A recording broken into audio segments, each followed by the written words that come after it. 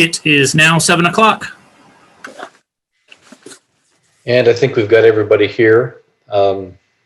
So welcome to the Committee of the Whole meeting. I am Bill Colbrook, Ward 6. Is the clerk ready? Yes. I will now call the meeting to order.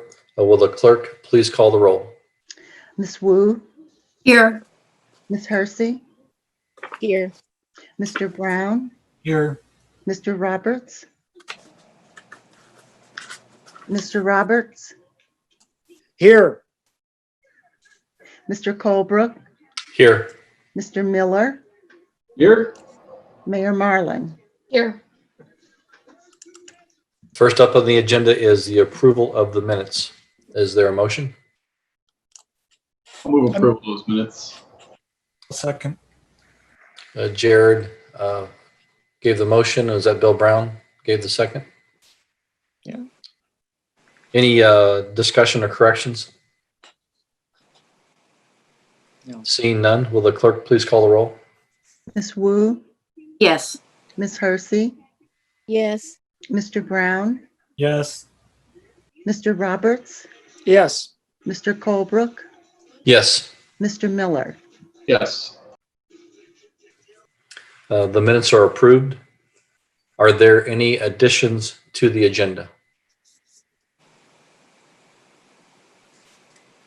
Seeing none, we'll go on to the next item on the agenda. Is there any presentations tonight? I don't believe so. Bill, Yes, go ahead. um, before you start public input, I'd like to say something. Is that okay? Sure. I just want to profusely apologize for the language that I used in my frustration with the last meeting and the city council meeting, where I could not seem to get on to the meeting. I spent the entire meeting trying to get on, and I used some language, profanity that was unprofessional. It was, I'm sure it probably offended a lot of people, and I apologize for that. I was extremely frustrated with how my Zoom was not working, and I spent the entire meeting trying to fix that, and it ended up I needed an update, and even after that, I couldn't get on to the meeting. But I was not confused as to how my tools worked. I did not have any tools to mute myself or anything, and unfortunately, um, my frustration came out in a very vulgar way. And I do apologize to the city council. I apologize profusely to the public that you even had to witness that. So I hope that everyone accepts my apology. Well, as the chair of the meeting, I will personally accept your apology. I thank you for that, and I hope the public accepts your apology as well. Thank you. Mhm. So next up on the agenda is the public input, and let me just read a few things before we get to the actual public input. The city takes public comment via email, written format, and verbally. On October 12th, 2020, the Urbana City Council approved the new rules for public input during remote electronic meetings. These rules are listed on each agenda for city-sponsored public meetings. Members of the public may join meetings as either a Zoom webinar or telephone participant to make verbal input. This is a time for committee members to listen to the public. Discussion, debate, or commentary will not take place during this period. Public comments are limited to 4 minutes per person. Public input will total no more than 1 hour unless shortened or extended by majority vote of the members present. The meeting chair has the option of giving priority to speakers who wish to comment on specific agenda items upon which a vote will be taken. A person may speak once during the meeting and may not cede time to another person. We ask that you address your comments to the public body as a whole and maintain respect for the process and respect for members of the council, city staff, and the general public. In order to maintain reasonable decorum at a public meeting, the presiding officer of the meeting shall have the authority to raise a point of order and provide a verbal warning to a speaker who uses abusive, harassing, threatening, or defamatory language, or who engages in disorderly conduct that disrupts, disturbs, or otherwise impedes the orderly conduct of a meeting. And any member of the public body participating in the meeting also may raise a point of order with the presiding officer and request that they provide a verbal warning to the speaker. If the speaker refuses to cease such remarks or conduct after being warned by the presiding officer shall have the authority to mute the speaker's microphone and/or video presence at the meeting. The presiding officer will inform the speaker that they may send the remainder of their remarks via email to the public body for inclusion in the meeting record. Thank you for helping us conduct a respectful and productive meeting. So if you would like to speak, please raise your hand. You can do that at the bottom of the screen. And it looks like Alan Axelrod is first up. Mr. Axelrod. Thank you, Bill. Can you hear me? Yes, I can. All right. So I wanted to bring to the City Council's attention that as of the latest communication with the Champaign-Urbana Public Health District, water shutoffs continue. I don't know if I had spoken to you all since we had stopped power shutoffs. I'm a bit disoriented time-wise, but in addition to Ameren, Illinois ceasing disconnections on November 18th, we also had the disconnections of Commonwealth Edison, Liberty Utilities, Nicor Gas, North Shore Gas, and possibly one or two others that I can't remember offhand, all unanimously or all included in a blanket moratorium on power shutoffs. However, water shutoffs remain allowed. And of particular concern, there was one power company left off that Governor J.B. Pritzker happens to be directly invested in. I then wanted to segue over to some factual corrections that seem to be misunderstood by people in the council as a whole, which is that the governor does indeed have the ability to stop utility shutoffs. This is basically settled because governors in other states with similar emergency powers have initiated that order. That is why the reporting from Fox News, which you better believe that Governor Pritzker would have pressured them into trying to change the content of the story, just like Ameren, Illinois tried to pressure WCIA into not covering the fact that there were thousands of shutoffs in the month of September. These are all things that have happened. So with that part out of the way, the same state statute that provides Governor Pritzker that power also has some particular sections of note, which I will again read for the benefit of the public record, which is that the Emergency Services and Disaster Agency has several functions, which includes, without limitation, the temporary restoration of public utility services. And the Emergency Services and Disaster Agency basically has the ability to perform functions within the territorial limits of the political subdivision, but coordination is required by mutual agreement outside of those outside of its jurisdiction. It's very clear here. And I want to say that given the factual errors from legal counsel that have occurred, and that's not a disparagement to say that they were factually incorrect statements.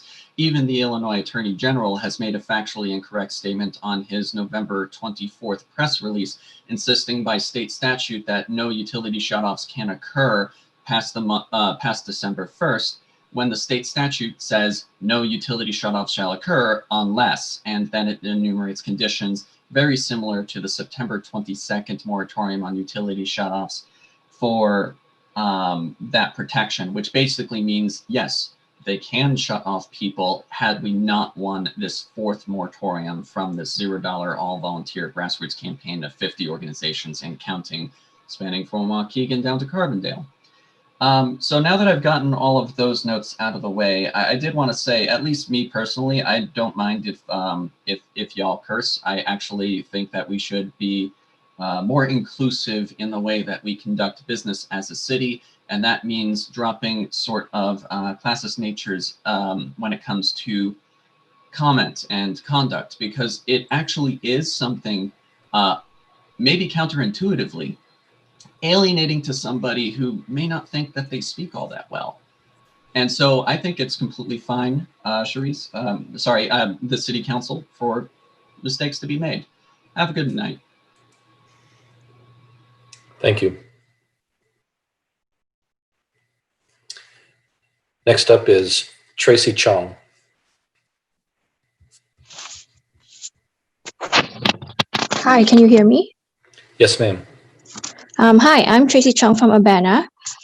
So it has been a few weeks now since Chief Seraphin admitted that there was misconduct during the violent arrest of Aaliyah Lewis. Misconduct that was not discovered during Urbana Police Department's internal review. I would like to know if we are ever going to have a discussion on how this oversight happened. What went wrong with the review process and what steps are being done to fix this problem. And by discussion, I don't mean superficial statements like, oh yeah, we have adopted the 10 shared principles, so this will not happen again. Maybe Mayor Marlin, instead of focusing your PR efforts, like praising Michael Cervantes, the police officer who threw Lewis to the ground, and announcing his award at last city council meeting, we could actually spend time discussing honest reasons for the failures and concrete steps on how UPD failures are being fixed. An apology to the public would be nice too. Or is this matter considered closed now and not to be mentioned again? It has been 2 weeks since I brought up the taser incident from 2019, where Deputy Chief Searle suppressed video evidence to hide police misconduct. What did you, City Council members, think of his actions? And what did you think after reviewing the taser incident? Wait, did any of you actually watch the videos? And did you watch the CPRB meeting where all this happened? If each of you heard what happened, especially after UPD has been shown to not be able to correctly perform an internal investigation and didn't bother to look into it, I guess that's really disappointing. And even if you did not believe the public, at least have the initiative to watch it and tell us, the public, that you disagree. Urbana leadership and the actions of City Council and city staff have destroyed any remnants of trust from the public. A few recent incidents have shown that we are still going in the opposite direction of transparency and honesty. During the FOIA presentation on October 5th, city staff once again tried to bring up the burdens of FOIA requests. As usual, Mayor Marlin chimed in, giving a worst-case scenario example to justify all the shenanigans the city had been up to. She described a huge burdensome FOIA request where she actually said, quote unquote, it ended up being about 1,400 pages printed and the requester requested paper copies. Now, Marlin, you have once again been caught in a lie. There's evidence now that the 1,400 pages were provided to the requester via Dropbox. Not sure how you got the information that was printed or why you're telling the public such things. City Council members, how can you sit here week after week and trust the city's leadership? The last attempt was to conduct listening sessions for the use of policy updates. However, during the listening sessions, the public's comments were restricted and Urbana's new community engagement coordinator actively muted a resident from mentioning Chief Seraphin's name when describing the Aaliyah Lewis incident. There was also no youth participants during the youth listening session, probably due to the harsh warnings before anyone even got to speak. It was actually kind of embarrassing to have zero turnout for the youth session after the city made such a big deal about the idea to involve youths. Was any outreach done?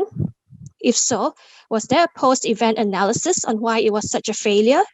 Did anyone talk to Lamont Peppers about his handling of the situation? Or did you all just pat yourselves on the back for a job well done? Despite these concerns and failures, Mayor Marlin spoke about the event as if it was a great success while reporting to council. This is the very kind of dishonest conversation, especially by city leadership, that makes the public so distrustful of the city. Thank you.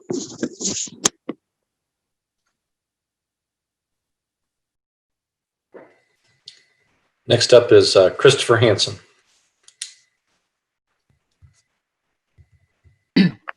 Hi, can you hear me? Yes, we can. Okay, thanks. This is Christopher Hansen from Urbana. I also don't really have a problem with Charisse cursing. I mean, it was kind of funny, but I think the real issue there was after the city council had made these rules about public input. You're muting people for uttering much less abrasive statements. I mean, to have one of the council members who voted for those rules kind of violate it. I think that was the issue, and you guys can curse all you want. The part of that exchange that bothered me is when Charisse said, "I just want to get this over with." To me, that was the vulgar part. That was the part that was not fitting for a public servant. So curse away, but it'd be nice to see some serving of the residents of Urbana at the same time. And kind of on that note, I tried to contact you guys, several times over the weekend, last 3 days, about the procedural issues of this electoral board hearing earlier today, and I really didn't get any reply at all. And kind of as we could have expected, the hearing was a bit of a circus. My understanding is the participants, especially the candidates in that hearing, really didn't get any indication or very little indication from the city of how it was going to work, and they didn't know what they were doing. And I just wonder why we can't have more transparency and more communication to improve those situations. I think a lot of it probably has to do with our city legal department failing in a lot of different ways. And I know no one's going to admit it, but I'm pretty sure the sitting council right now is becoming more and more aware of the extent to which the city's problems are being caused by a failing legal department. I want to echo some of the comments that were said earlier about the previous meeting, the mayor kind of applauding the Urbana Police Department. That's great. I mean, they certainly do good work at times. But I think the issue the public has is there's never an admission or acknowledgement when there's misconduct. And, the Alea Lewis arrest is a perfect example of that. And I mean, you guys had, multiple conversations that, essentially demonstrate her guilt. And then when this issue of misconduct was, an issue that was revealed that, was irrefutable, yeah, Chief Seraphin admitted to it, but kind of in the least public setting possible. And I'm wondering when the city is going to issue some actual statements to the press, because if you go and Google, say, Alea Lewis Urbana arrest, you end up with like several pages of local media reporting that the police department did everything by policy and everything was good. And we know that's not the case, and no one's going to pick up the story after the fact that it wasn't all good. There was misconduct there. So I think the city is responsible now for correcting all of those erroneous reports. And we still haven't really had any explanation for this issue with James Simon and Kurt Gorman coming up with this illegal scheme to deny public records request, and they tried to rob the public of thousands of dollars in fees. And this has been well demonstrated by the Illinois Attorney General. It's irrefutable at this point. And I'm wondering why there's been no official statement from the city about that, about how that came to be and why, and what's been done about it to make sure those kinds of problems don't repeat themselves. And it just seems like everything's such a travesty, and I don't understand why it's so hard to just admit, oh, we screwed this up. We shouldn't have been doing this. We should be doing better here. I just don't understand it. And there was one issue that's been mentioned a few times that's bothering me, and maybe it was a few city council members have said that public input was improving, like it was less contentious lately. And it's not because you guys made new rules. I think it's because people don't have any faith in you anymore, and so they're just kind of giving up, and that's bad. You'd much rather have abrasive public input than no trust at all. So think about that. Thank you. Thank you, Mr. Hansen. The next up is Nathan Sonnenschein. All right. Can you hear me? Yes, we can. Okay. Good evening. My name is Nathan Sonnenschein. I am a graduate student in the Library Science degree program at the University of Illinois. I have spoken with many of my peers about our housing situations in Champaign-Urbana, and the general consensus is that the West Urbana neighborhood is the best area in town. Those of us who live here enjoy not only the narrow tree-lined streets and the neighborhood's proximity to Urbana's downtown, but the mishmash of historic homes that make West Urbana a special, one-of-a-kind place.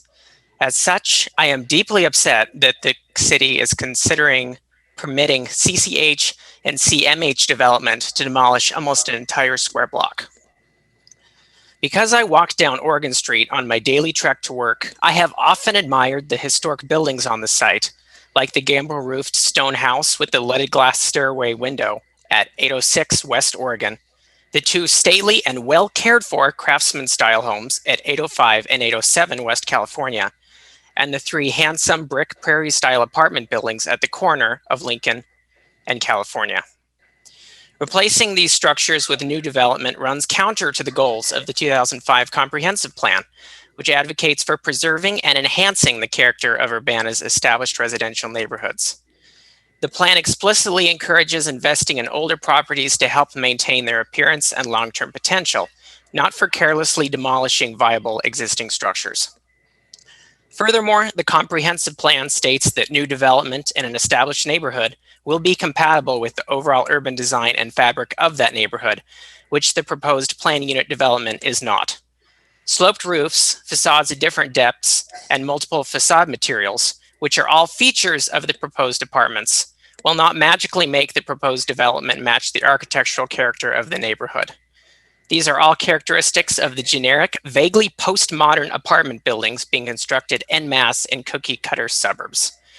The design of the proposed development is an insult to the architectural integrity of nearby structures, both in the neighborhood, like the National Register of Historic Places listed Joseph Royer House across the street on Oregon, and close by on campus, like the Spurlock Museum and the Cranert Center. New construction should actively contribute to West Urbana's character by drawing from the architectural vocabularies the neighborhood exemplifies, including turn-of-the-century revival styles and late 19th century vernacular construction. Aesthetics aside, the proposed apartments would only slightly increase housing capacity. According to the principal planner's report, the overall density, which is the number of people living on site, would likely be very similar to what exists now, and that's on page 3. To demolish and rebuild most of a block for such minimal returns is not only environmentally irresponsible, but entirely unnecessary, since Champaign-Urbana has no shortage of higher-end student apartments. The glut will increase when current construction projects wrap up, including Gather, Core Champaign-Daniel, and Icon, which will cumulatively have the capacity to house 920 people. These sort of projects are the reason why 30 years ago, the Urbana community made a conscious decision to spare West Urbana from the relentless development that has, for better or worse, completely changed the other neighborhoods near campus. West Urbana's unique historical character means new projects should be carefully vetted, and the proposed new apartments are not the sort of architecture that makes the neighborhood appealing to students or to residents. I sincerely ask, for all the above reasons, that the City Council not approve the ordinances for development plans for the planned unit development at 602 South Lincoln Avenue. Thank you for your time. Thank you.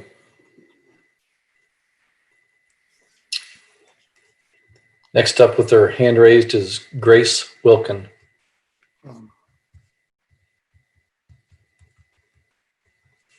Hi, can you hear me? Yes, we can. Thank you. My name is Grace Wilkin, and I'm an Urbana resident. And it was nice to see some of you listening so intently when it was a U of I student talking about preserving historic buildings. That was really refreshing to see. Some of you seem to be really deeply listening. I feel like I don't see that as much when it's lifelong residents talking about issues that I find pretty serious, like homelessness, police violence, discrimination, or a whole multitude of issues that really deeply impact us. It sounds like there's priority for pretty buildings over affordable housing. And I just don't think that's a means to productive community.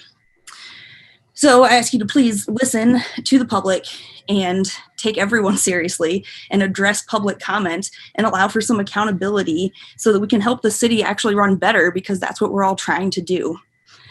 There's a lot of interesting agenda items tonight. I've glanced through them all. I don't haven't dived into all of them. I'm looking forward to learning more.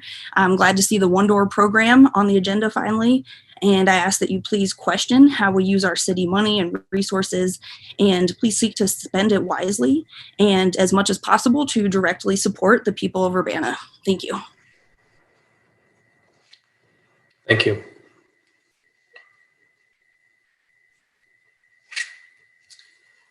Next up is Justin Hendricks. Justin? Can you all hear me now? Yes. Hello, everyone. My name is Justin Michael Hendricks, Champaign, Illinois resident, Champaign Urbana resident, Parkland College student, creative hidden homeboy, activist, and currently seeking to make the ballot in Champaign for District 3. As I see, we're having the same issues over here in Urbana with someone going for Ward 5 by the name of Megan McDonald. I will start by saying I understand the risk of losing spaces for lack of Black bodies, but at the expense of inexpensive bed sheets is purely unethical and simply outright disgusting. If I knew all you had to do was to sleep with someone and have relations for someone to challenge a petition, I would have did it myself. It already looks concerning when— Mr. Hendricks, could you keep your comments to council business, please? It already concerns me when switching individuals are going from one area to another with no concern in the districts or the wards, but say it be. I will say this: Meg has been advocating for Black and queer to trans people. She has encouraged allyship and worked hard to dismantle racial and political collusions and disparities that we've seen such thus far. It speaks highly to her rapport by being challenged that she is a threat, clearly, especially to those who have lost already in a category, but yet needs more recognition in other places elsewhere. I guess someone needs a stroke of their ego. Megan has also followed all rulings and protocols. Nonetheless, one would wait until the last minute to challenge a petition when they had time prior before then. It's a game of checkers. However, we're prepared to play checks. Do better with the agenda, the process, and especially for Black bodies, especially protecting Black women and our allies like Megan herself. Drop the charges, stop the shutoffs, assist Aaliyah Lewis, as we've still been asking you all to do, and grant Meg her rightful dues. Also, Black housing is important. If you're going to have Black housing, make sure it's up to par. Make sure it's Black housing that's also equal to those in your white districts and your white counterparts and your white wards. With that being said, thank you very much.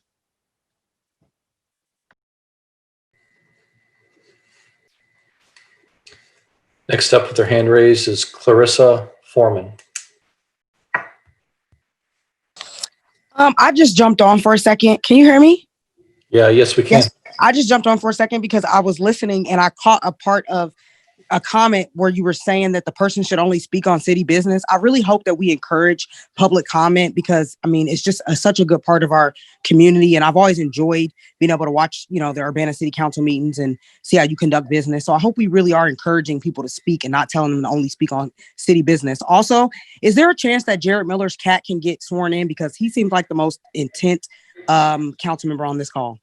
That's cool.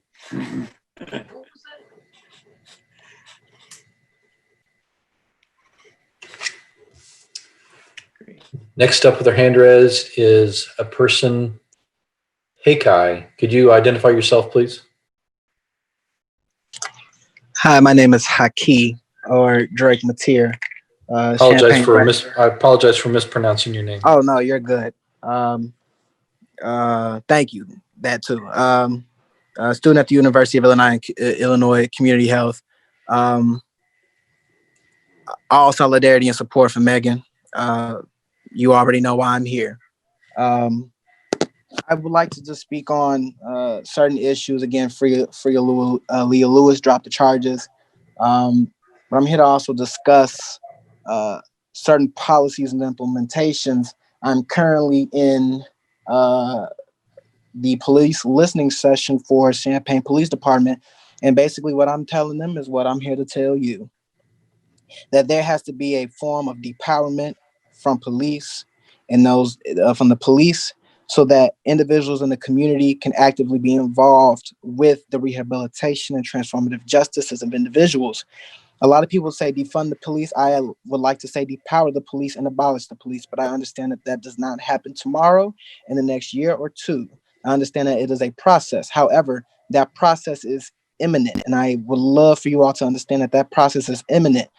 The United Kingdom, the Empire of Great Britain, that fell. The Empire of Napoleon, that fell. The Czar in Russia, that fell. Dynasties in China have fallen. One day, America, the Empire of America, will come to an end. When will that come? I don't know. But we are past the process of de-escalation.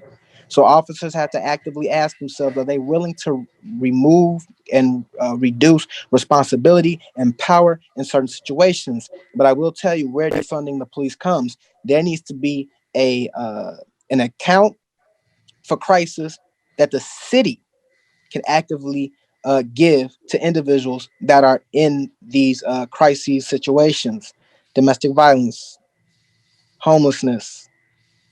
There needs to be a way that we can give resources to individuals on a targeted basis, just like these officers were talking about regarding certain individuals. You know who makes the calls. You know what households you report to when it comes to domestic violence calls. Not every household is dealing with that.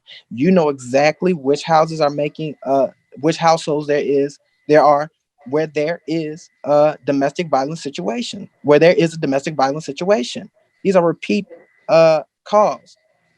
Cook County is number 4 in the state of Illinois for domestic violence rates. You all know who these individuals are. You also know who homeless individuals are. And the reason why you know them is because that's what the system has done, is instead of saying black people, now you have people that can be constantly under watch and security, quote unquote, security of you all. You all know the homeless individuals. You all know Richie Turner. Everyone knew Richie Turner before he was killed and attacked by officers.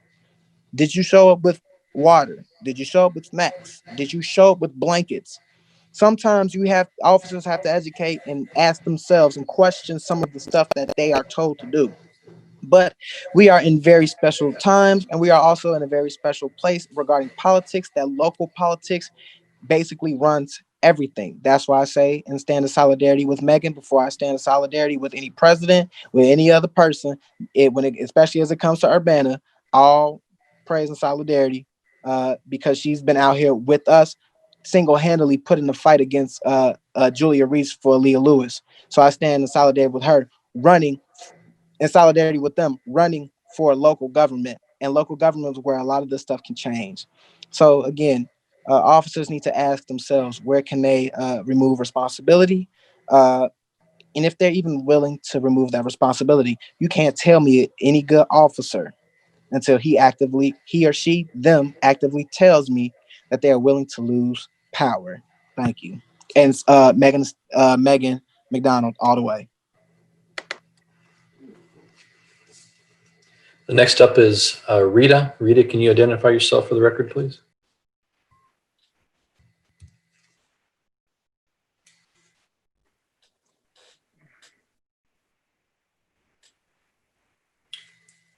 Hello. Rita, you're now you're now unmuted. Could you identify yourself for the record, please? Sure. My name's Rita Connerly. I reside in Champaign, Urbana. Can you hear me okay? Yes, we can. Thank you. So again, Rita Connerly. I reside in Champaign, and I am calling today. I'm not really prepared with my statement. However, I just have a few things that I'd like to note. Followers and leaders, chiefs and Indians, Diane and the City Council. Do we see a trend here? Diane, we know that you hold the power here at Urbana City Council. I can't believe I'm saying it, but I'd like to thank you for recusing yourself today, to not sit on the electoral board, to allow citizens a fair chance at having their names placed on the ballot. I'm here and I stand in support of Megan McDonald in Ward 5, and I agree that it is ridiculous that we are challenging petitions of activists who have been actively engaged in the community, with its constituents, with homeless people, with LGBT queer. I am just baffled as to why you would be so intimidated by, she is a low income white woman. Her running mate, I'm not sure too much about her, but to my understanding, it is her bedmate that challenged Megan's petition. And please, Bill, don't cut me off. I am speaking as it relates to city business. And it is discouraging when you cut off petitioners from speaking thoroughly and articulating what it is that they want to say. You are a citizen, you are a city council rep. You are supposed to embrace each of your citizens that call in to speak as it relates to anything that they want to talk about concerning Urbana. I am concerned with the poor leadership, the unethical practices, and the refusal to follow policies by all of the staff here, with the exception of Jared Miller. And Jared, I do want to thank you for your service and for listening to the citizens, not only in your district, but within Champaign-Urbana. I am going to end with, I hope that you guys support Black women, protect Black women, and drop charges against Aaliyah Lewis. I am also going to ask that you continue to support the no Ameren shutoffs, the rent moratoriums, and the no water shutoffs.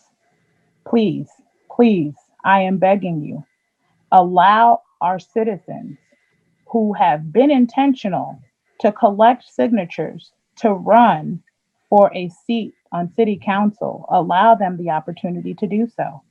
Allow the people in those districts to select whom they feel is most fit to sit and serve as a city council member for their district. I hope that each of you have a great evening. I'm hoping that tomorrow at the electoral ballot hearing that it is a little more organized. Today was a cluster mess of confusion.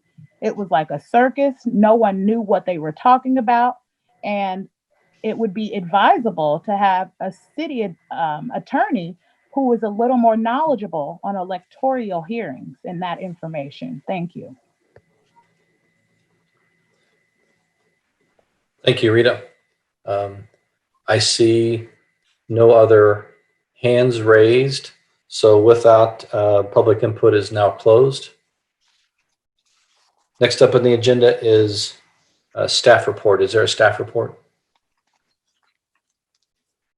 Yes, I have a really quick staff report tonight. I just wanted to give a little summary of what we usually have some folks from Public Works come and give a little overview of our plans for snow at this time of year. But given the level of commitment everybody has in other areas, I thought I'd just give a little overview and direct folks, if they want more information.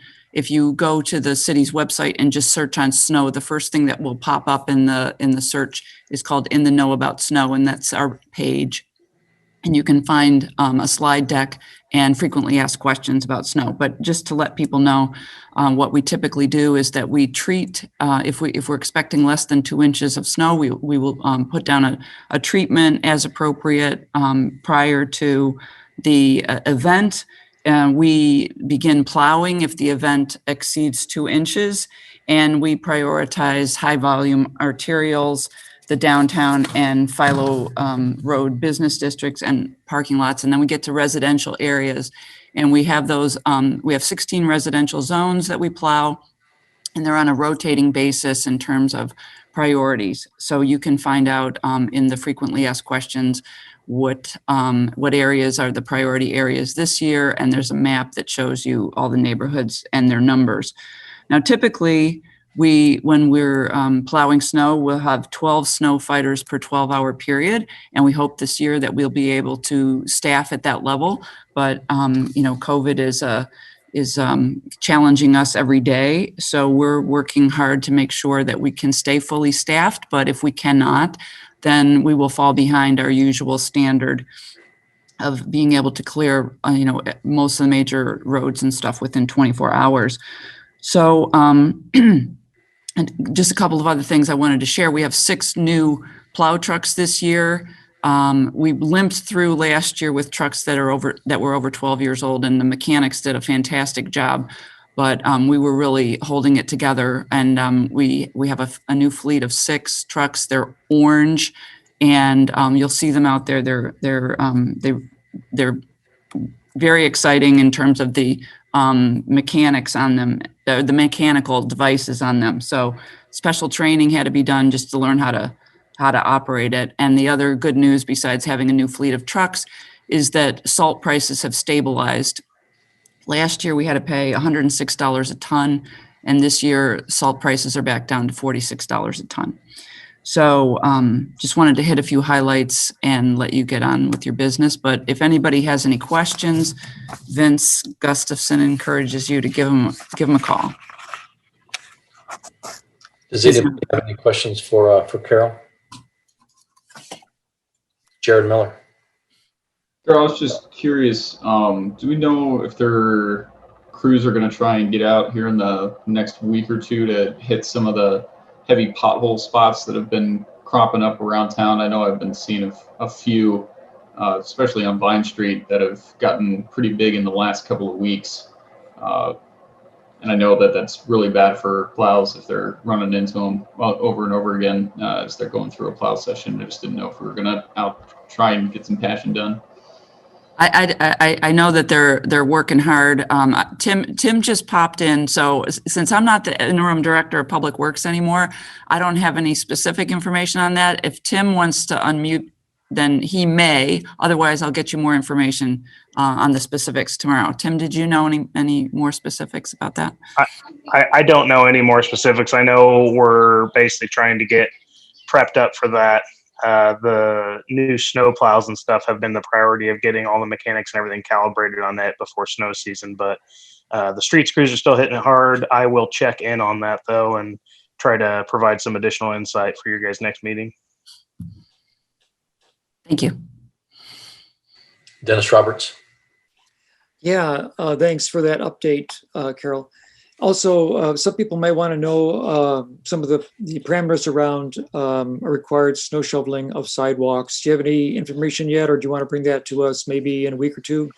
Well, in that same vein, we do have areas where certain areas in the city, and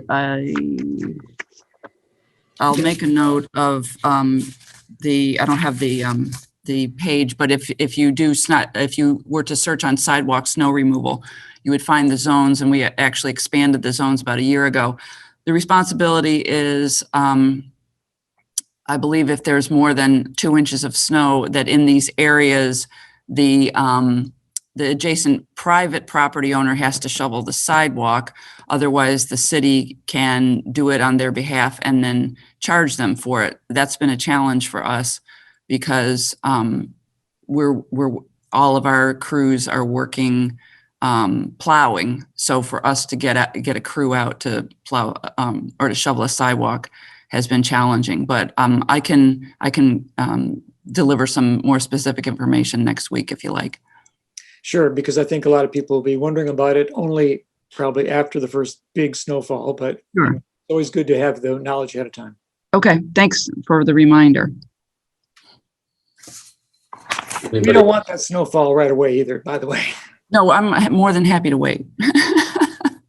Mayor? You're muted, ma'am. What Carol forgot to mention is that the blades on the trucks are blue. So we have orange and blue plow trucks serving the city of Urbana, which I think is great. So I wanted to give you a bit of an update on COVID related items. A whole lot's in the works right now. I've been on probably 4 or 5 conference calls and Zoom meetings in the last week or so on vaccine distribution with the governor's office, Department of Public Health, and then local officials.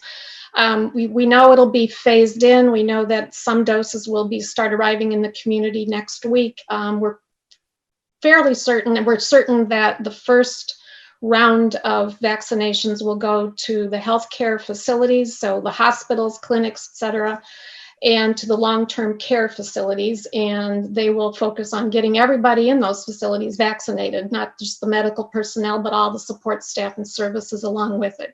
The next phases after that are still being determined. But what we as a community do, and especially council members can do and the community members, is to become vaccine ambassadors, and that was a term that the Department of Public Health has started using. But there's a lot of uncertainty, there's some confusion, there's some fear out there about this vaccine, and unless we get about 80% of the population vaccinated, we are going to not have the level of immunity that we need in our community to start to transition to at least more normal way of life compared to what we're in right now. So we're looking, and I'm starting to talk with people about getting this message out to the community. I also asked Dr. Ezike at the state level to distill into 5 to 10 talking points what we can provide to the public that's accurate information that answers and addresses some of those concerns. So if you want to become a vaccine ambassador in this community, contact me, call my office, or shoot me an email. And I want to start compiling information and getting that information out to the community. We also met about a couple weeks ago with the governor's office and public health department, state level, and it was a group of bipartisan legislators, the local mayors, and the public health district, and we stressed how important it was for the turnaround times at Marketplace to get back to where they were, this summer, when you could get your results back 24 to 48 hours. This fall, they had just gotten longer and longer, and it was taking 5, 6, 7 days to get results back. And when it's that big of a lag between a test and getting a result, it's pretty much worthless in terms of contact tracing. So I'm happy to say that they've changed their processes. They have an online app. The turnaround time is now, the last few days has been quite good. I went to Marketplace yesterday at 2:00 and got my results back at 3:00 today. So they, apparently it was a question of shifting allocating lab capacity better so that certain labs weren't jammed up with tests, and we're hopeful that this trend will continue. We also met with Chancellor Jones and his team today and got an update on the SHIELD CU, which is the community-based saliva test opportunity. And still not a lot of details available yet, but they're working very hard to work in this direction. And they asked for input on really a strategic use of the saliva test in the community. It's not going to be available for every single person in the community, but it will be available for those who need it the most. And so that's what the kinds of things that we're trying to identify now. And in the meantime, of course, wearing masks and distancing and everything you've been doing, please continue that. Some new metrics came out today, and Champaign County had the best in the state. And that's attributable to what we as a community are doing.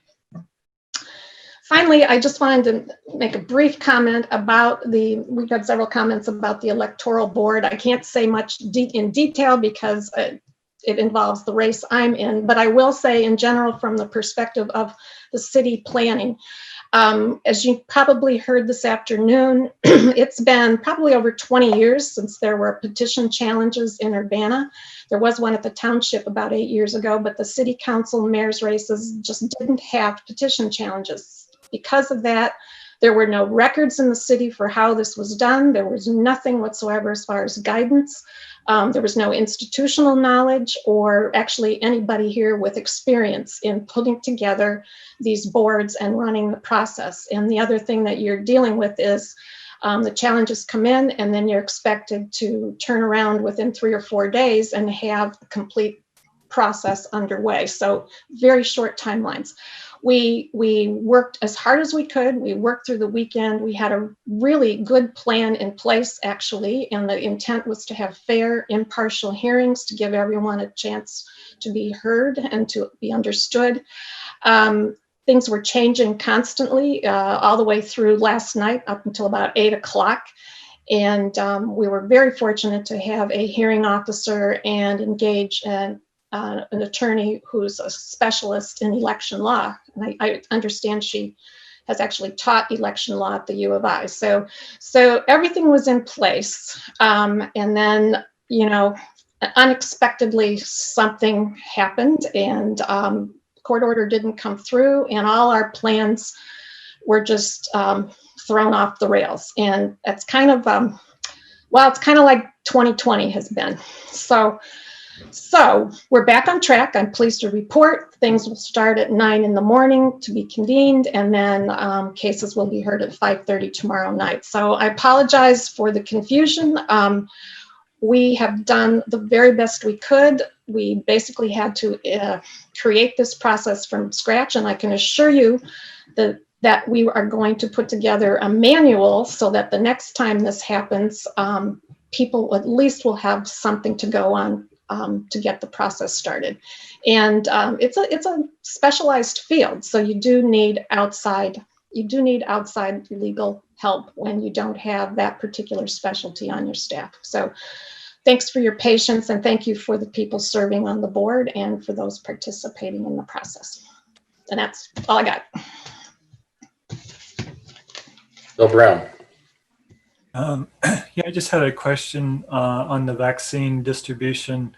A few people have asked whether if they had had COVID and recovered in the last few months, if they should, still get the vaccine, or if they should, especially this first batch, it's going to be pretty high demand.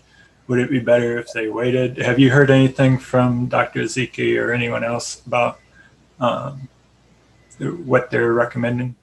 Based on what I've heard, they are recommending that people get it anyway, because they just don't know how long the immunity will last. Okay.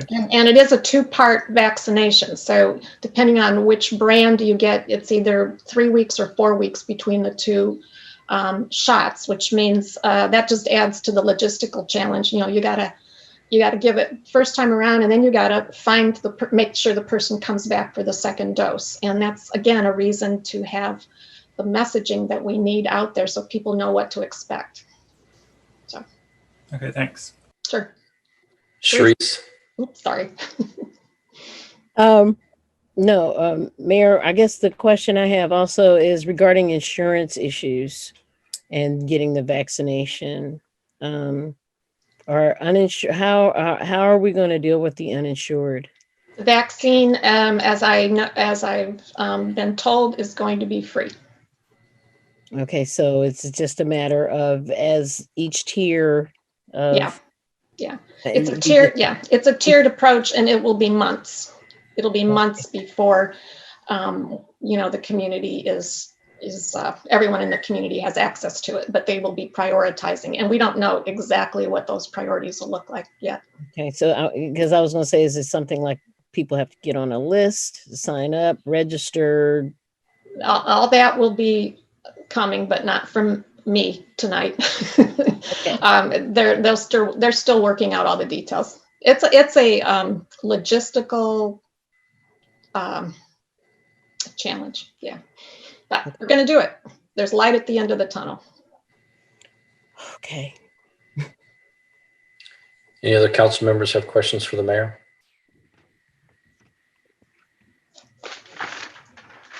Does that conclude your comments, Mayor? Yes, thank you. Okay, thank you.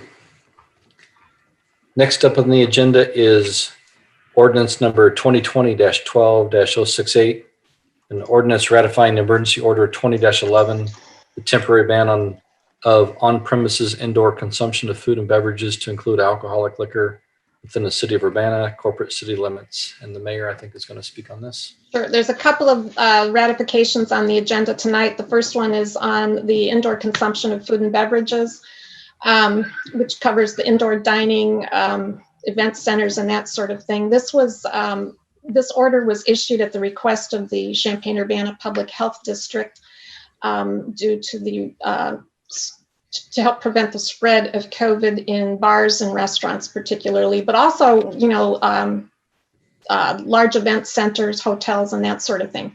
So the enforcement really of this indoor, and this reflects the tier 3 mitigation that we're in right now from the state level. So the enforcement lies with the public health district, and the potential loss of their license, their food, their public health license.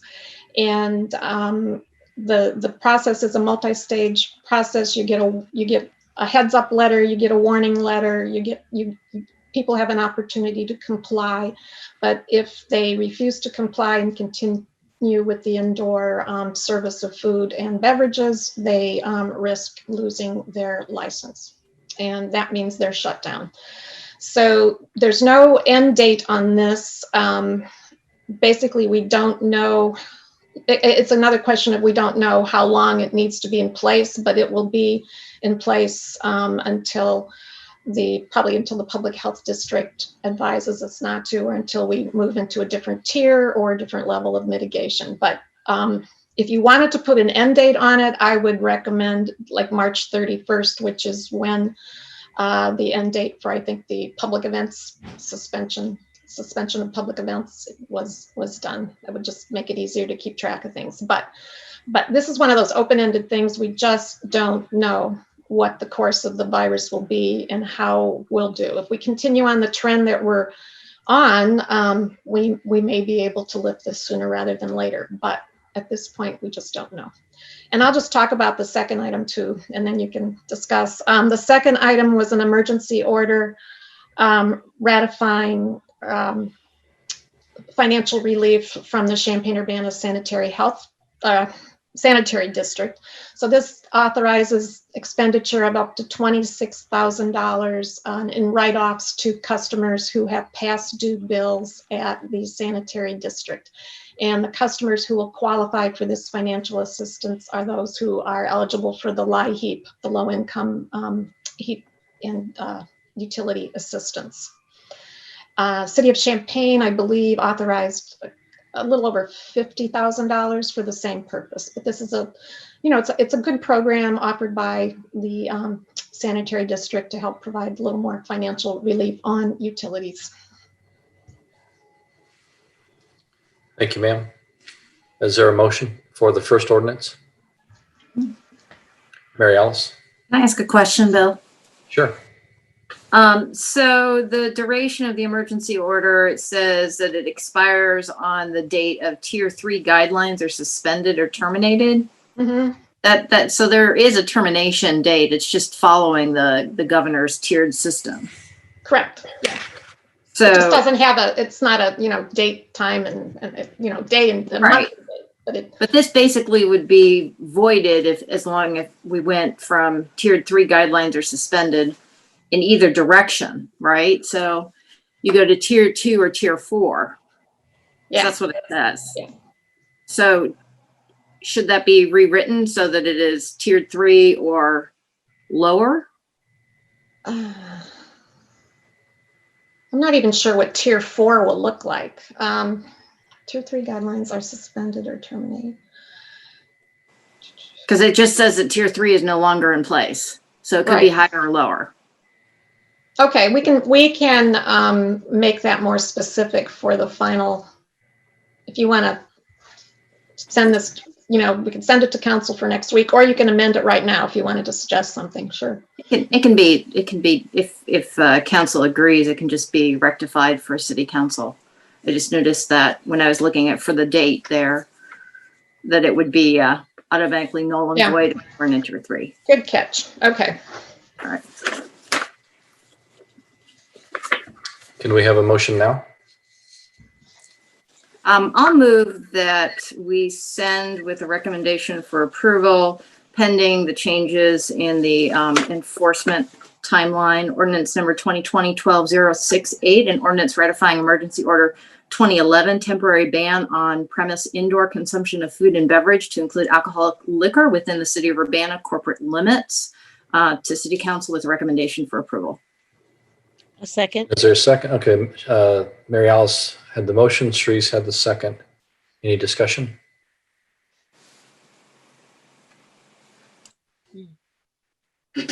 Seeing no hands raised, clerk, can you please call the roll? Ms. Wu, Yes. Ms. Hersey, Yes. Mr. Brown, Yes. Mr. Roberts, Yes. Mr. Colebrook, Yes. Mr. Miller. Yes. Okay, with that, that ordinance passes to go on to the full city council.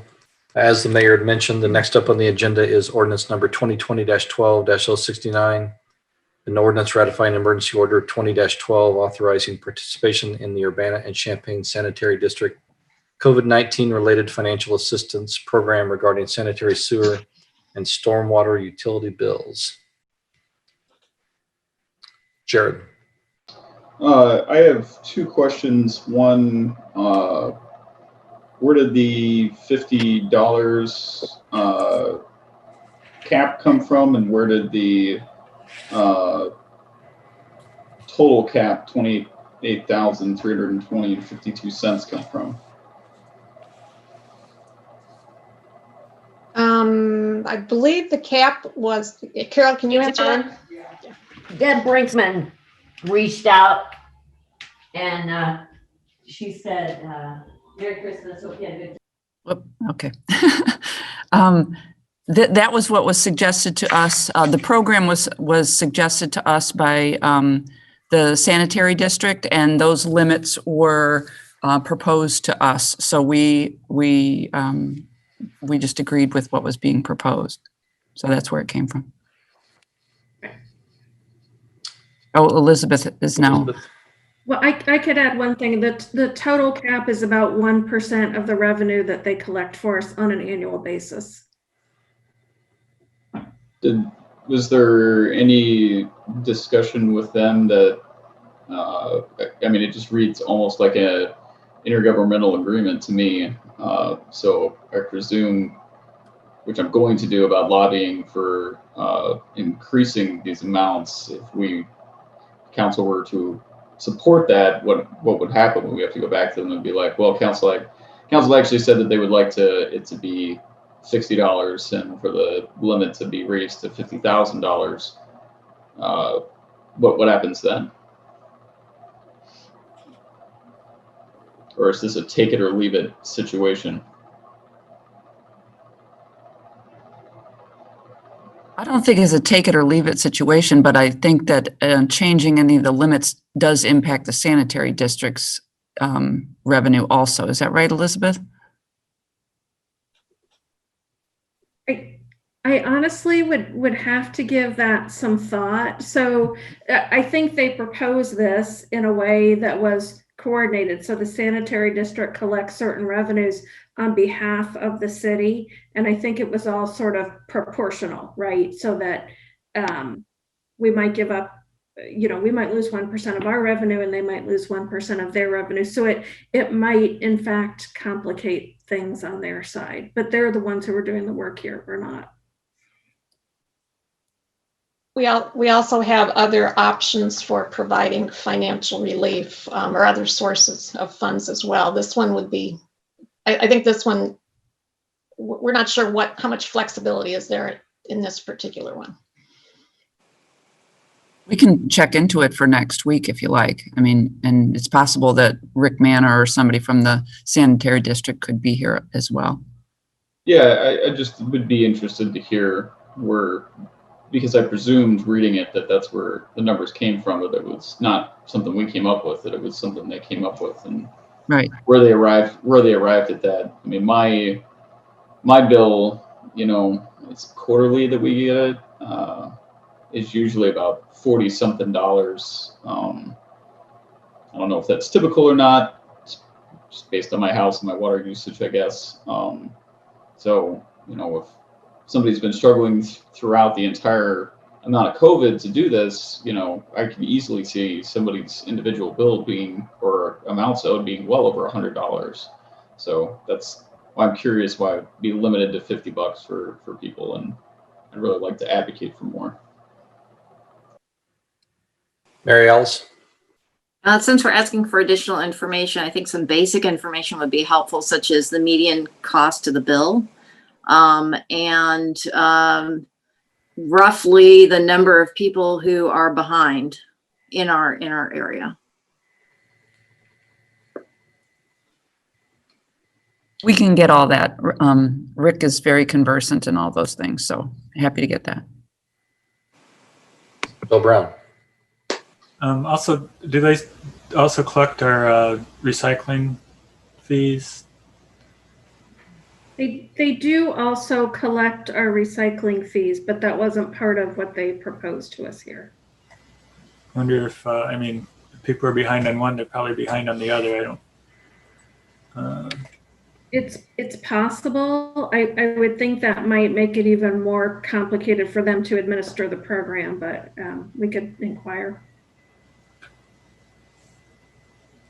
And then for the qualifications, it said that if residents qualify for assistance under income standards applicable to the RPC low income LIHEAP program, so it sounds like there would be a separate process for income determination, not using the LIHEAP determination, because it says under the income standards, it doesn't say they have to qualify for LIHEAP. Am I reading that correctly?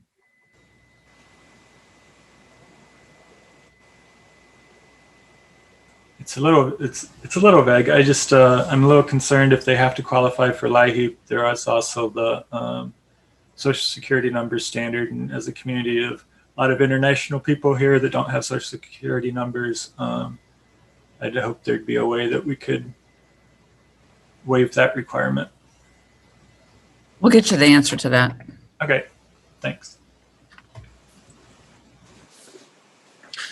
Any other questions? Dennis Roberts. So we don't have all the answers yet, but we think that, I have a feeling that we believe that intent is really important and useful to the community. This is the first time I've heard of the sanitary district stepping up and helping with utility issues similar to what we've been advocating for the power company and the water company. So what I would recommend is that we advance this to the city council without necessarily making an approval, but waiting for more information, but that we move this forward, because I think it's going to be a real positive program for the community, and the details, maybe within the week we can have answers. So, I could make that motion. I'll second the motion. Is that a motion with no recommendation? Yes, with no recommendation at this time. I'd second that. Okay, so we got a motion from Dennis Roberts advancing this to City Council with no recommendation, and Jared Miller has seconded. Is there any other discussion? Jared Miller. Just if it isn't clear, I'll just say again, if we're going to reach out to them, knowing that we'd like to, I don't know, understand the reasoning behind it, and also what their flexibility is and what they'd be willing to do. Otherwise, again, I just know that bills can be could have been piling up for folks, and if you're getting a quarterly $40 to $50 bill, maybe you owe 150. Bill Brown made a great point about also tying in the recycling fee to that as well. If that's doable, maybe we can do that in another emergency order if it's just too complicated for this one. But I'd also like to see us taking whatever advocacy we can to do and help out our residents who may be struggling with paying utilities, no matter what they are. I've got a question. Actually, Sharice had her hand up as well. No, Jared kind of covered it. Okay, Dennis, you're up then. So, being a homeowner, I know I receive my bill. I think it's every other month or every 3 months. I can't remember which. If you're in an apartment, does the payment of this fee rely upon the property owner rather than the tenant? Do we know that? How that's figured out? I think the mayor. Well, I can tell you as a landlord for 40 years in this town, the things like for us anyway, the recycling tax, the sewer fee, those smaller types of bills were incorporated into the rent, and our tenants usually did not pay those individually. But I can't speak for the rest, other landlords, but many times that's folded into the rent.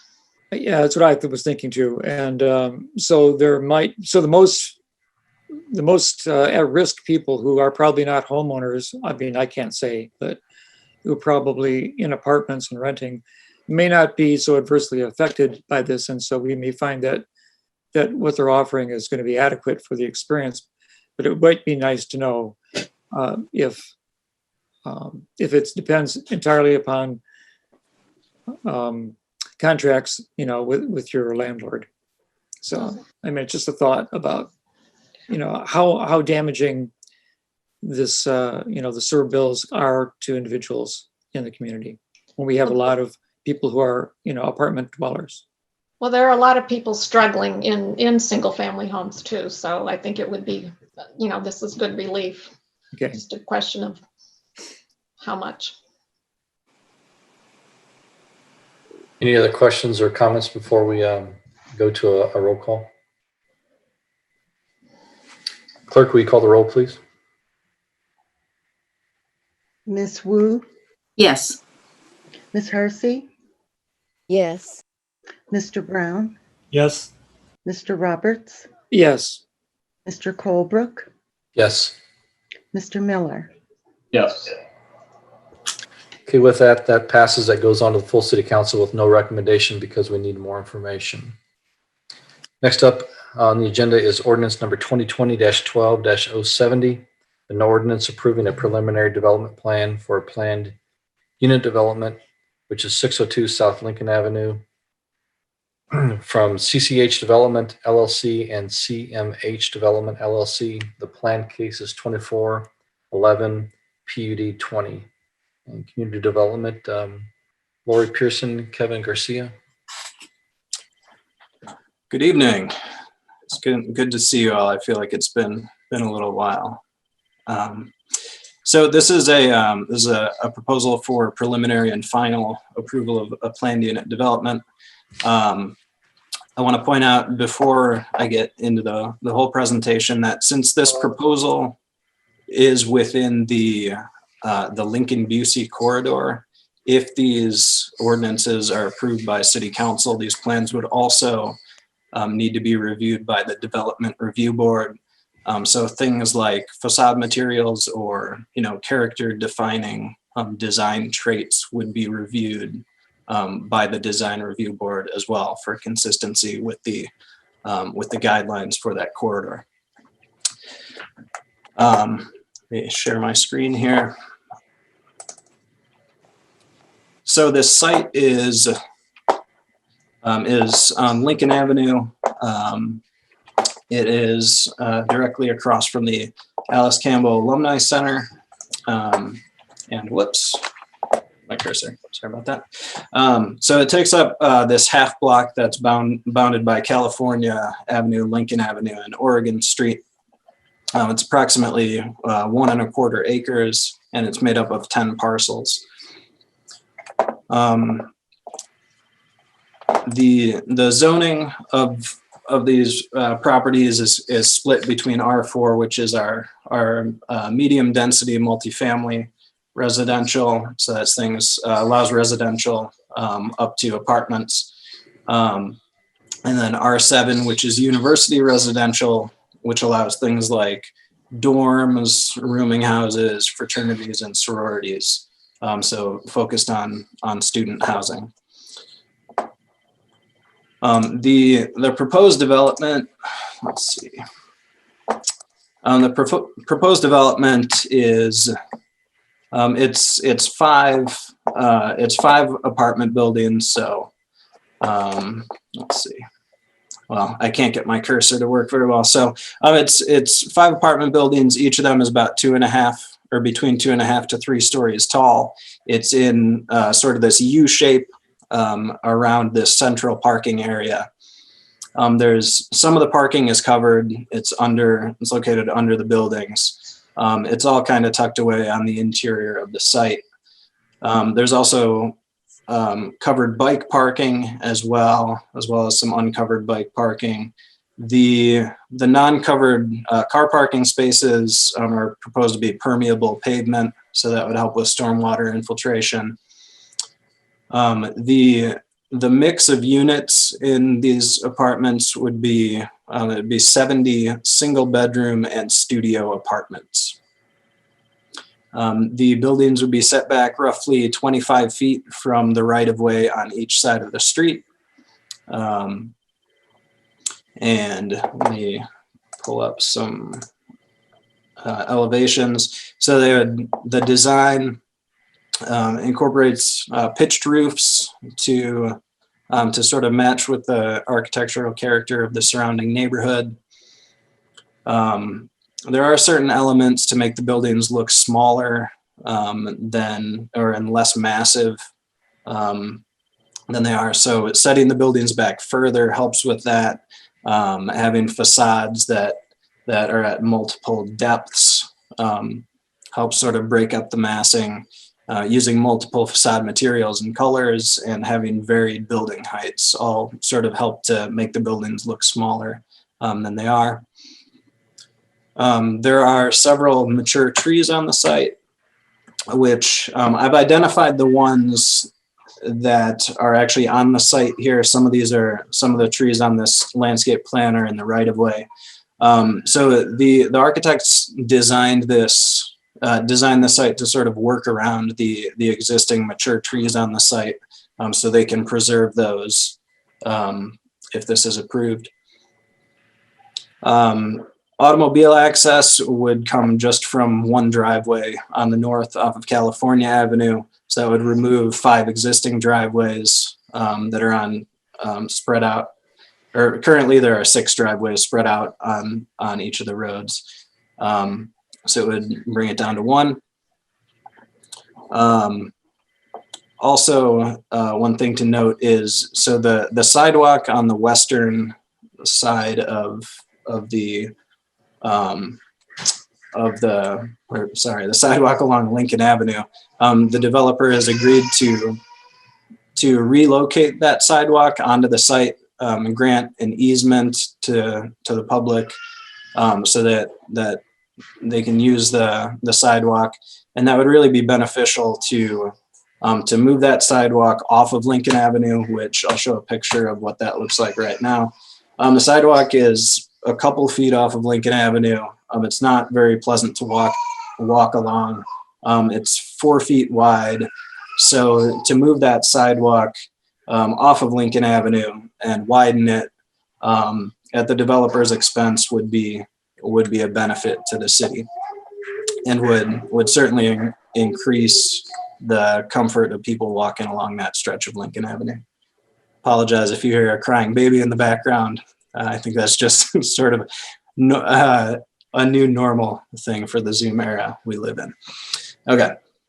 With respect to the comprehensive plan, these parcels are listed as, sorry, got to scroll back up to it. I've outsmarted myself. I had actually put it next slide down. Sorry about that. Okay, so with respect to the comprehensive plan, this is a mixture of medium density residential and university residential. Neither of those terms are defined in the plan, but there is a note about the Lincoln-Busey corridor that says, preserve these uses as they now exist while precluding further encroachment of higher density buildings into this unique residential area. Now, conservatively, we estimate that 65 people could currently live on the site. The proposed development is for 70 single bedroom and studio apartments. So really the overall density would be quite similar to what exists now. So it would be preserving sort of the density that exists on the site.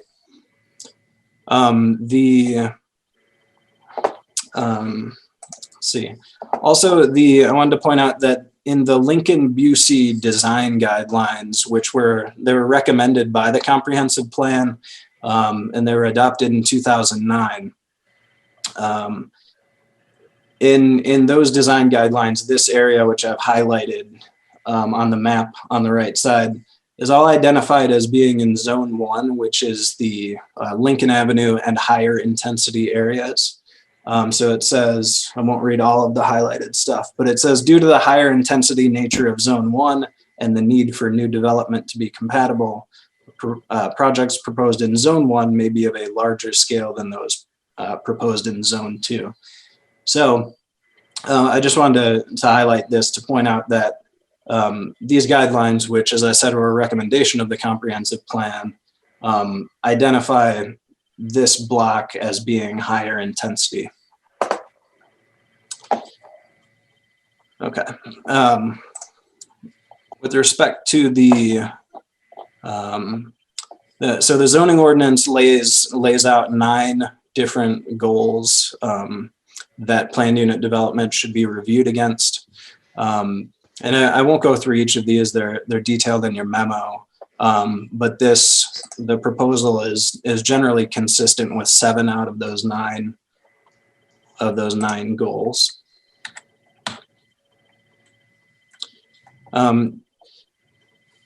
So the development would meet all development regulations like parking, setbacks, open space, height, etc., except for the aforementioned floor area ratio, which they're requesting a waiver for. The zoning ordinance allows for a maximum floor area ratio of 0.5 in both the R4 and R7 zoning districts.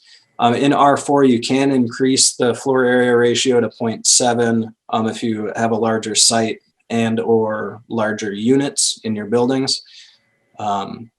The requested floor area ratio of 0.76 is between what's allowed in the underlying zoning districts by right and what would be allowed in the R5 zoning district, which would be if you were rezoning and wanted a little higher density, you would request to rezone to R5, which is 1 step up from R4. And really the purpose of floor area ratio is to limit the mass and the scale of buildings, and relatedly the intensity of the use on the site. So how many people could live there in a residential, use.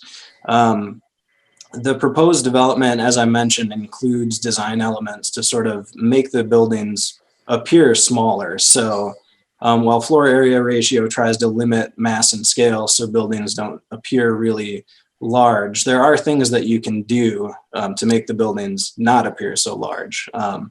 And as I said, they've incorporated elements to do that in this case. And as for the intensity of the use, since about the same amount of people could live there as currently live there, the intensity would be about the same. So it really seems reasonable to allow a waiver to increase the floor area ratio in this case. I won't go through, for the sake of time, I won't go through all of the criteria for approval for a planned unit development. These are in your staff memo, but I do want to point out that the Plan Commission found that the proposal met all of the criteria for approval.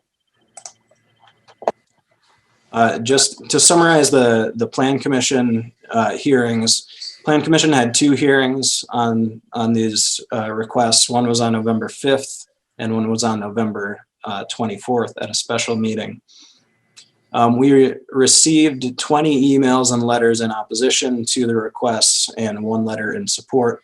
And at the public hearings, 4 people spoke in favor and 3 people spoke against the requests. Some of the concerns that were raised were about the waiver request to allow a higher floor area ratio, some concerns about the compatibility of the design with the surrounding neighborhood, property values, parking, traffic, and just in general, the amount of time that people had to review the proposal. Plan Commission, after a discussion, they decided to continue that case to allow staff some more time to address some questions that were raised during the meeting, to address some of those concerns of the people that raised them. So then on November 24th at the special meeting, We addressed those questions and concerns from the previous meeting. Specifically, we answered what would be allowed by right under the existing zoning. We discussed traffic volume and safety, the proposal to relocate and widen the sidewalk by the developer. We also clarified, as I said at the beginning, that if this proposal is approved, it would require review by the Design Review Board, which would be an opportunity to address some of the concerns over the character of the building and such. So after that discussion on the 24th, the Plan Commission voted unanimously to recommend approval of both requests. And so their recommendation was to have 3 conditions. One is that construction be in general conformance with the attached site plan and elevations, subject to modifications that may be required by the Design Review Board. 2 is that the sidewalk along Lincoln Avenue be reconstructed further to the east on the applicant's property and at their expense, and that the applicant provides an access easement to allow the use by the public. And 3, that a plan for tree protection be implemented during demolition and construction in coordination with the city's landscape supervisor.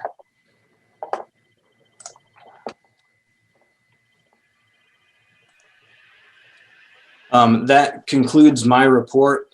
I'd be happy to take any questions. I know that I think the architects are on the call as well, so they should be able to answer any questions that you might have. Thank you, Kevin. Thank you. Does anybody have any questions of Kevin or the architects? Mary Alice? Yeah, there's been some conversation, and you highlighted that they are planned to maintain some of the mature trees. And I know that at the Plan Commission that they had said that they hadn't had anybody out there to look at them. Is there any confirmation in terms of what trees that they plan to retain? Well, so on the landscape, the preliminary landscape plan that they had submitted, I had highlighted the trees that they had identified for preservation. But as far as I know, they haven't had the landscape surveyor out yet. But that's my news is as of the Plan Commission hearing. So perhaps we can ask them if they have talked to him yet.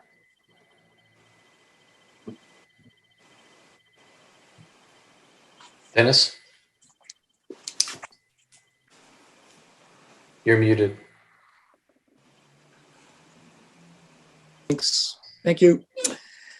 I observed the Plan Commission's second meeting when they summarized the case and forwarded it to us this afternoon. So it's pretty fresh in my mind. I have a couple other questions maybe, but I'll start with the one about the trees. I would say that I am pleased that these people have taken into consideration that mature trees on this lot are worthy of saving, and they don't have a plan of clear cutting the lot just for their convenience during the construction phase, which we've seen in so many other projects that have been built in our community, to the loss of a lot of trees, which is a shame in a Tree City oriented community like our own. The question did come up by one of the members of the Planning Commission, whether the arborist had evaluated the trees. And I would say that don't worry about evaluating them. It'd be like saying, well, I don't like brown trees, but I like orange trees, and only red trees can exist here. I think that any mature tree that provides shade is a valuable tree, whether it's considered A1 tree, A number 1, or A number 2, or a type B tree. So I'm hoping that the arborist is not going to come over to that site and say, well, we're going to cut down 3 trees because they just aren't the prime trees for our community, because I think all trees who contribute to the community.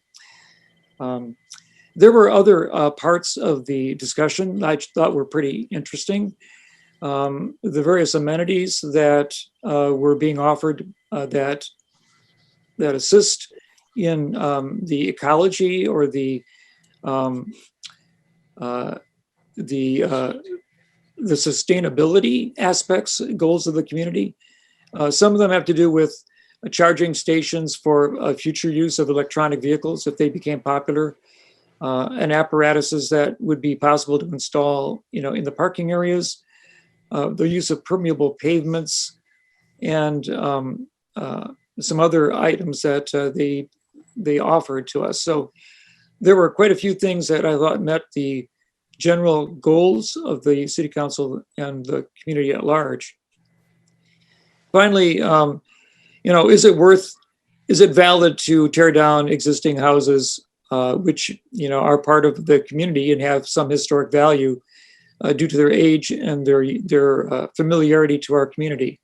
So this is like probably one of the harder issues to address. I think that because of this particular corridor, which faces Lincoln Avenue, and also is probably one of the few places along Lincoln Avenue that new construction can occur to enhance and maybe improve the quality generally of the avenue and its resources to the community as far as residential units. We have to sort of accept and expect that change will occur on the Lincoln Avenue corridor. And you did point out that this was one of the sections that was designated as a priority one area, which one could expect to have additional construction or new construction as a high intensity area. So there's been a lot of concern about the West Urbana neighborhood and preserving the quality of that neighborhood. And I understand that completely, and I really get it. But we're also going to be looking at, just really improving the general quality of housing in the city and upgrading, especially along the main arterial areas. And we're going to have to expect that there'll be some changes that are occurring. If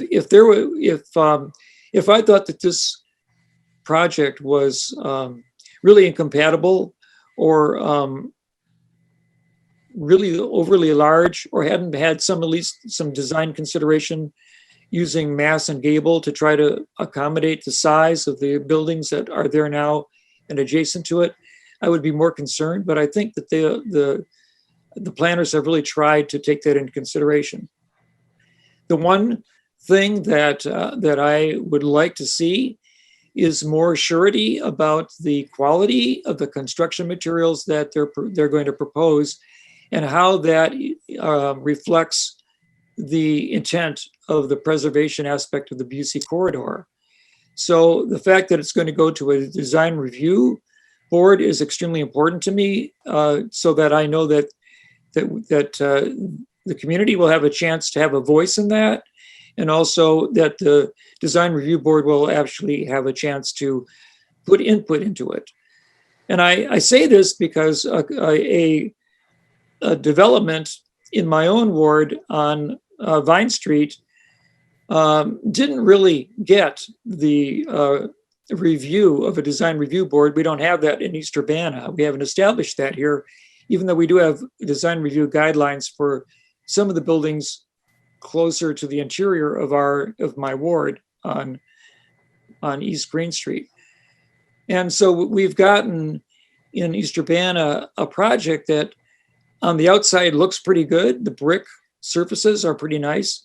But if you go on the inside, the materials were actually sort of downgraded just before they started construction. There was a design review which changed the materials that were used on the interior of the court, on that site in East Urbana, to the effect that it does not match the exterior really in any way as far as the quality. And if you look on the outside of the construction, it looks pretty good. It's got a shell, that looks handsome and matches the courtyard. I mean, the county court across the street and the federal court across the street. But on the interior, it starts looking like they just stacked up mobile home units, with like really unfortunate choice of siding that it kind of really degrades the entire project. So if this project goes through, I don't want the same experience to happen. And I would like to see it be really reviewed and vetted by the design review board first before I approve it. That's a long statement, but that's how I feel about this. Is there any other questions for Kevin? Bill Brown. Yeah, Kevin, I know there was some discussion, I caught part of the plan commission meeting on the kind of the bonus FAR that you can get for larger units if you have larger lots or something like that. And I was wondering if you knew what the intended effect or intended outcome of that rule was, because it seems like the practical outcome of what I've seen it has been is that when developers aren't approved through the PUD project, then they will sometimes just build by right and make 4-bedroom apartments instead of 1 or 2-bedroom apartments, and then they get the automatic 0.7 FAR instead of the 0.5. Do you know what the original intent of that was? I actually have not looked into what the original ordinance that implemented that rule. I can guess that it was probably to increase, well, I was thinking it might be to increase open space on a lot, but I'm not totally sure if that's really what the intent was. I think practically what it has done, which as you pointed out, is since the rule, I'll paraphrase, it says you can go up to a 0.7 floor area ratio if you have 2,000 square feet of lot size per unit. So in practical terms, as you pointed out, what that'll do is it just incentivizes people to build fewer units in the same size building. So if you have 1 4-bedroom unit, and you have 2,000 square feet of lot area for that, that counts the same as if you have 1 1-bedroom unit, and then you would need 2,000 square feet of lot area for that. So it really just, I think, incentivizes larger units, which I think the market these days, we've seen people proposing smaller units. I don't know if that's just preference of people these days where they want to live, but we're seeing more proposals for single bedroom type apartment buildings.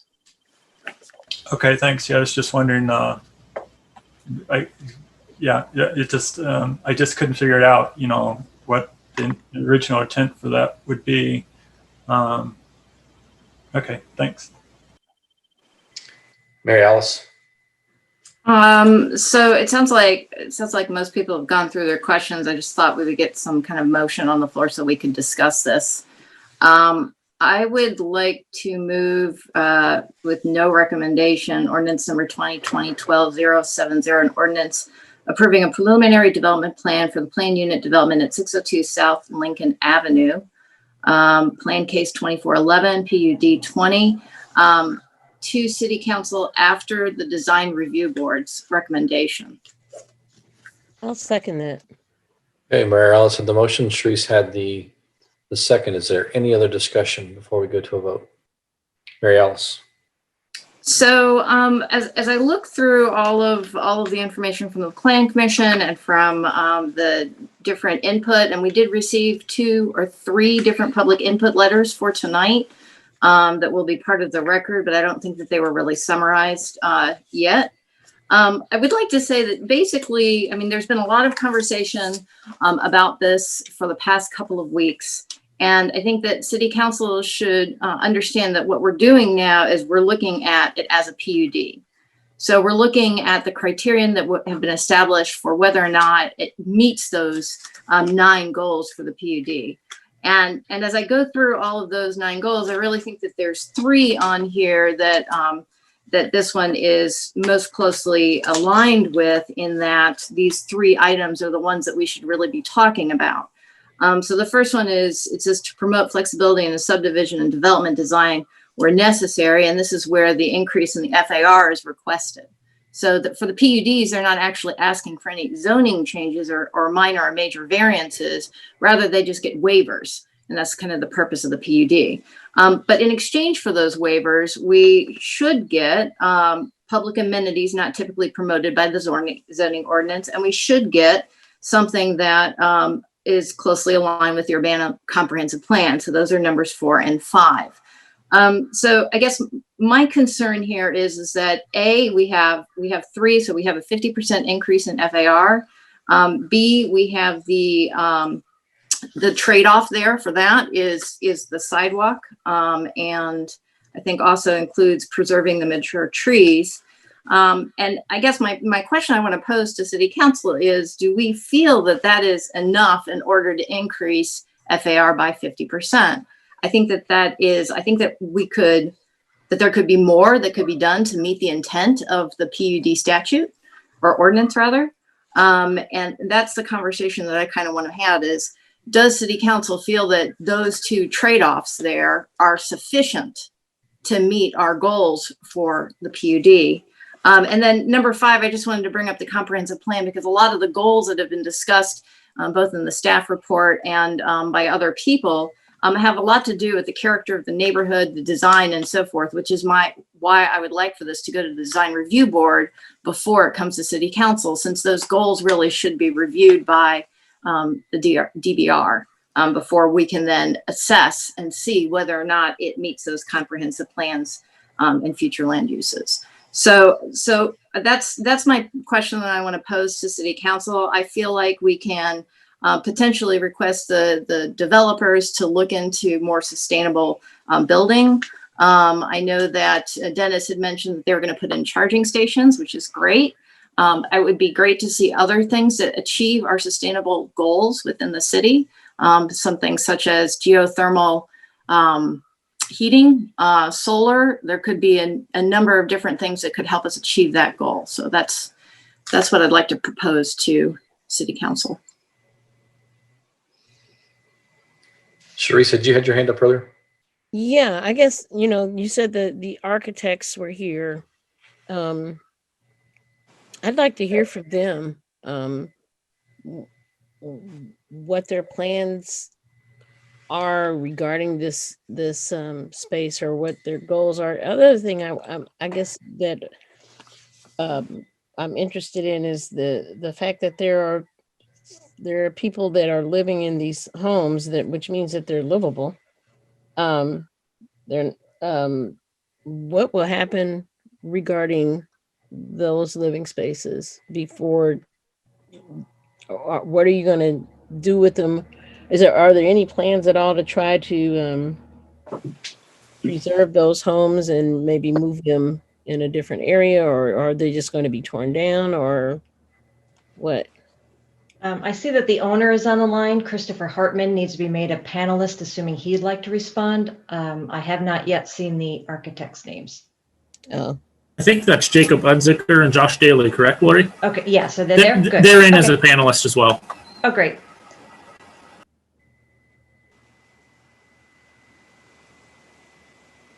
This is Josh Daly with Mode 3 Architecture. Can you guys hear me? Yes, we can. Go ahead. Okay. Yeah, I just, I guess to start off, I think Kevin summarized a lot of what we've tried to do here is in this design, and Mr. Roberts, you also pointed out a lot of things that happened at the meeting. So I don't want to go round and round on what Plan Commission did, but to answer the question of what's going to happen to the existing structures, well, they would be taken down. This development is is going to respectfully replace them with what we're proposing here. So I guess I just want to start off with what we went into this as, what this development is not going to be. This development is not going to be targeted 100% toward students. We specifically made these studios and 1-bedrooms because we would like another clientele, or at least our client would like another clientele, possibly professors, visiting professors who are here for a year and would like to live right across the street from campus. So in order to do that, the existing housing that's there now, which has its own appearance from the street, does not have its own appearance when you go inside. It's a different world. So what we're trying to do is replace in scale, size, character, material, all these things that we're going to have to meet with the DRB. That is very true. We have to go before that board and get approved there as well. We're trying to provide a quality unit that is going to meet today's standards. And the current housing that's there now would not meet today's standards. The current housing there may have an eclectic mix of styles and character. That is very true. However, at the same time, as we've been talking about, this is the Lincoln Avenue corridor. It is high intensity for the comprehensive plan directly across from the university in this location, especially this north end. We're pushing the northern end of Lincoln Avenue here. So that was one of the reasons that the site was chosen. But we're not coming in here and we're going to put 4-bedroom apartments. It's going to be studios and 1s, which is a big difference from others that have tried to propose developments along this corridor. So I think in terms of the replacement, the ground level units would be adaptable to meet the current accessibility guidelines. We have to follow stringent energy codes that the current structures would not have. And I'd like to say also that we're not only asking for FAR in trade for a sidewalk movement or trees. The other thing that this development does is it gets rid of a lot of driveways that are not used very well and in not very good shape. We've also pulled the buildings back from the street, especially on Lincoln, by another 10, almost 12 feet, which is, I think, going to improve the fabric between California and Oregon. I think that's bigger than the sidewalk, actually, in terms of the character of what you're going to see, because we will also have to follow the landscape standards in the front yard. So I think those are the big items that this brings to the table. We're not asking for a very high density here. We're asking for a respectful, precise design. This is not clear cutting, like you said. We're not going in and we're gonna precisely insert these buildings, and this design reflects that, especially the up and down massing that you see on the buildings. We didn't just make it one roof line. We didn't make it one height. If you want to look at the elevations on your packet there, your case number there, you can see next to the Europa house, we're not much higher than that. We're actually lower in most cases. So I want to say that there was a very concerted, conscientious effort here to insert this with very precise design parameters to make this work. And I'll stop there. And my partner Jacob is also on here, so to this sustainability thing, maybe he can. I'll mute myself here and see if he can chime in.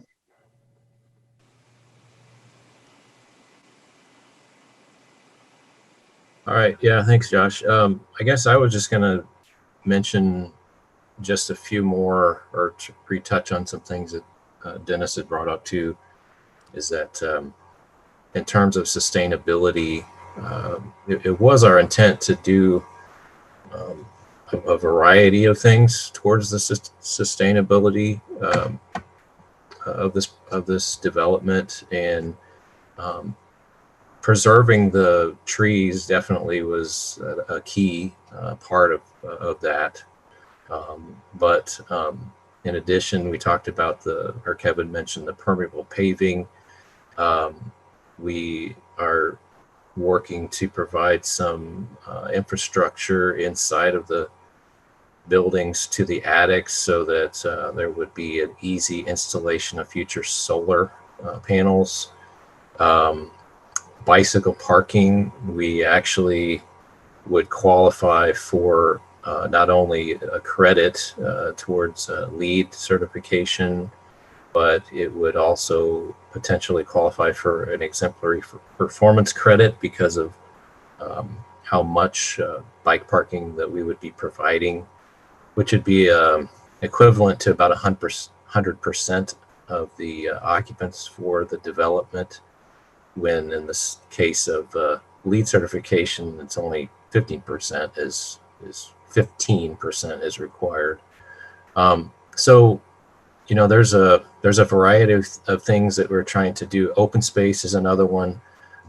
So there's several kind of areas that we're targeting for sustainability, and we would actually say that's also part of what we would say should be considered for the exchange for this additional FAR that we've been talking about.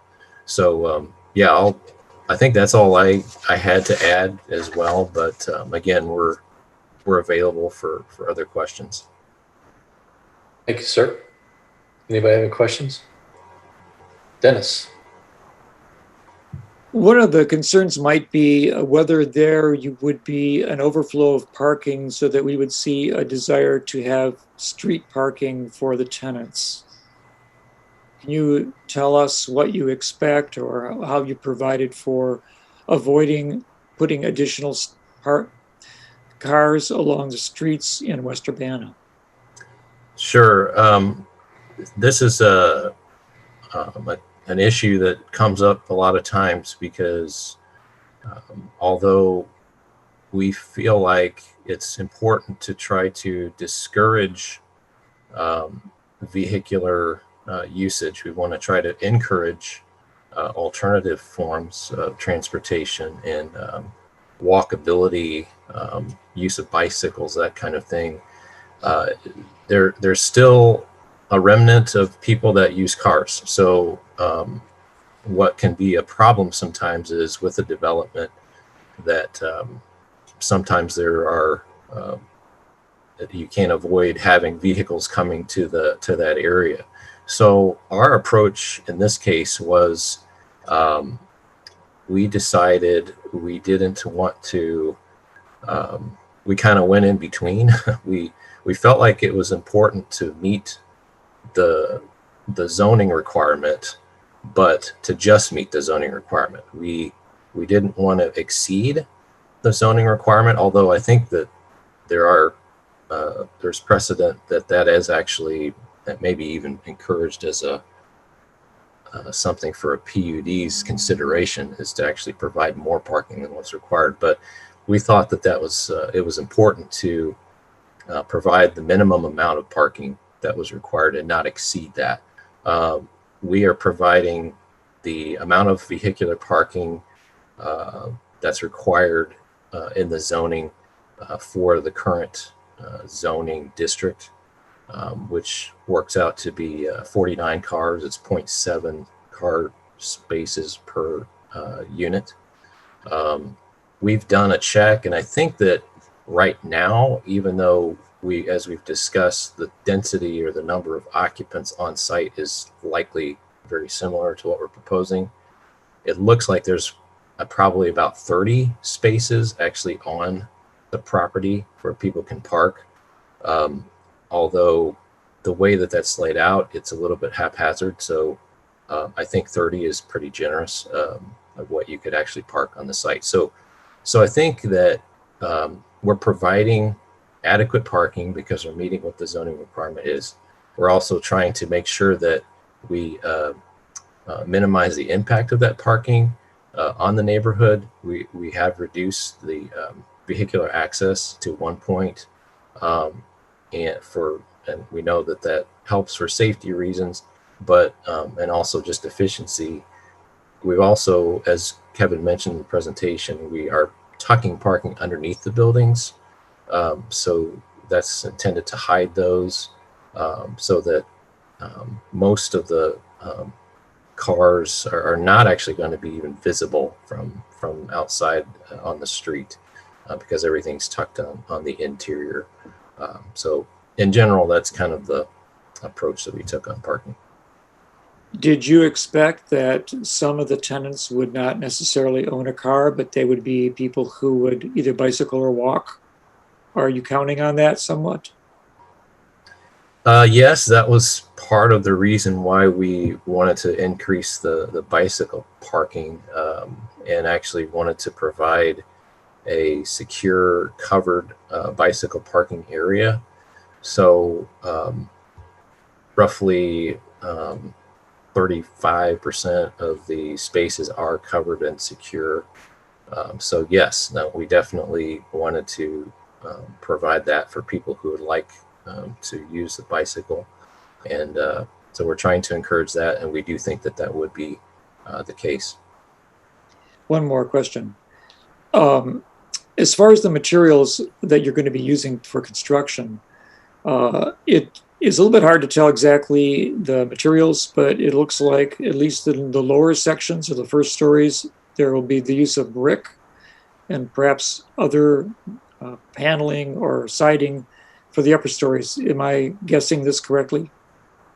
Yes, that's a good observation. We do intend that the lower stories or portions of the building would be clad with a masonry, either brick or a stone.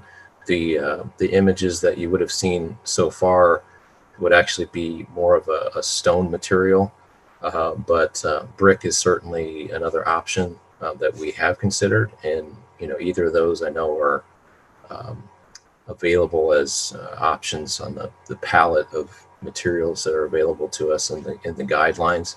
And then the upper sections primarily would be an engineered wood siding product, which we have found is it's more durable, or it's longer lasting, has long warranties comparative to a fiber cement product, which is also common for a lot of residential developments. But in this case, because there is wood siding as a material that's currently used in the neighborhood, that would be our intent, is for the majority of the rest of the cladding to be that type of material, which also, again, we're choosing to select materials that would be sustainably sourced.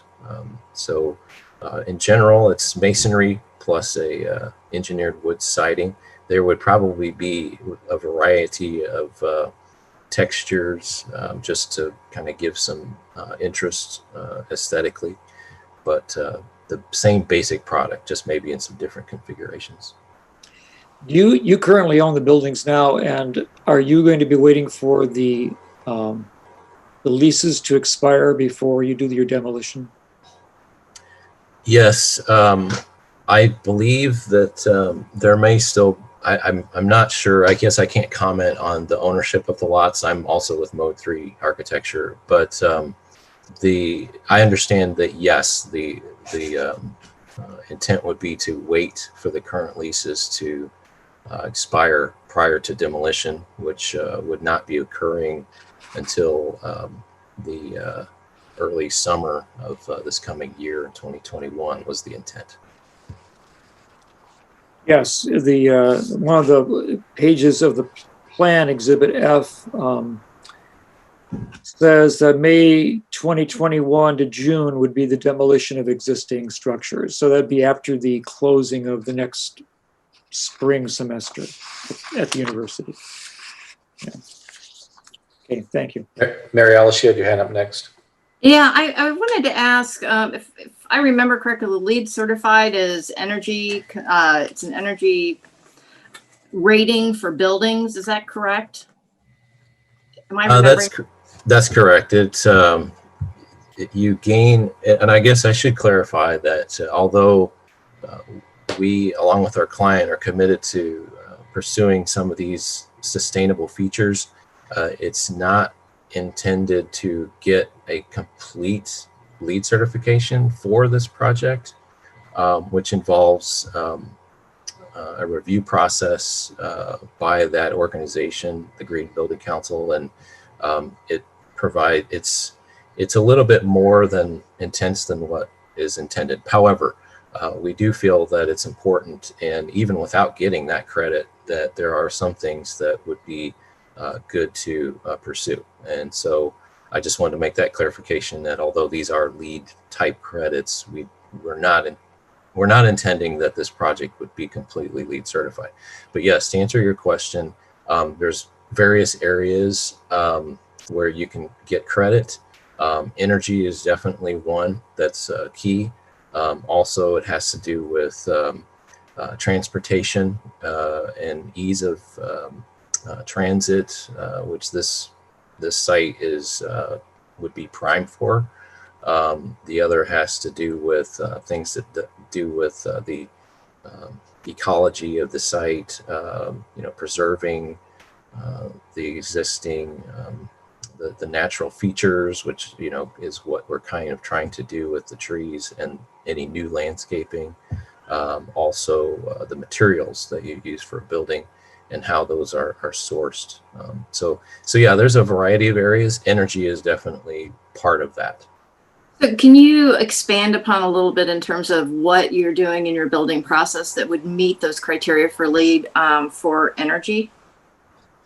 Sure. I guess the number one thing would be that any new projects that are designed will have to meet, just by law in the state of Illinois, they have to meet the 2018, right now, the 2018 Illinois Energy Conservation Code, which if you compare, so that code is updated every few years, and every time it's updated, the requirements get a little more strict.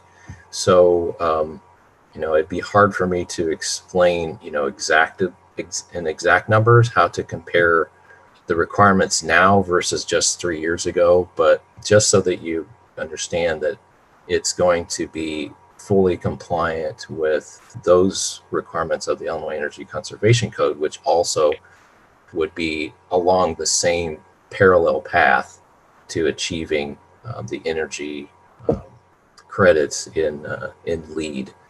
There would have to be some additional documentation and some other, I guess, proof of that, that would be required in order to get the certification. But again, this building is inherently, or these buildings are inherently going to have a fairly robust energy efficiency built in.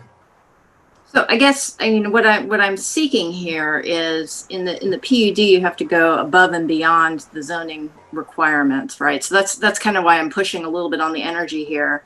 I understand that you have to meet the state rules, the 2018 that you referenced. Is there something that you are planning on doing in the construction that goes above and beyond that? Well, we're still at the early stages, so that's definitely something that we're still trying to grapple with, is exactly what the building is going to look like, and some of the specifications would not be completely figured out until later. But some of the areas that we could look at is some more efficient heating units for the project. I know you mentioned geothermal. We have yet to maybe evaluate that, but any of those types of things would definitely be areas that we would be looking into. We haven't gotten completely to that stage yet, but yes, that's something that we would be considering. Well, I mean, I don't know what the other thoughts are of city council members are, but I do think that having more energy efficiency beyond what is required by law, I think is something that would be highly desirable within our community, just to meet some of our own goals. And I know that there's different areas that you can do that in, and I guess that's what I would propose to city council, is to incorporate more energy efficiency into the plans as we go forward as part of that.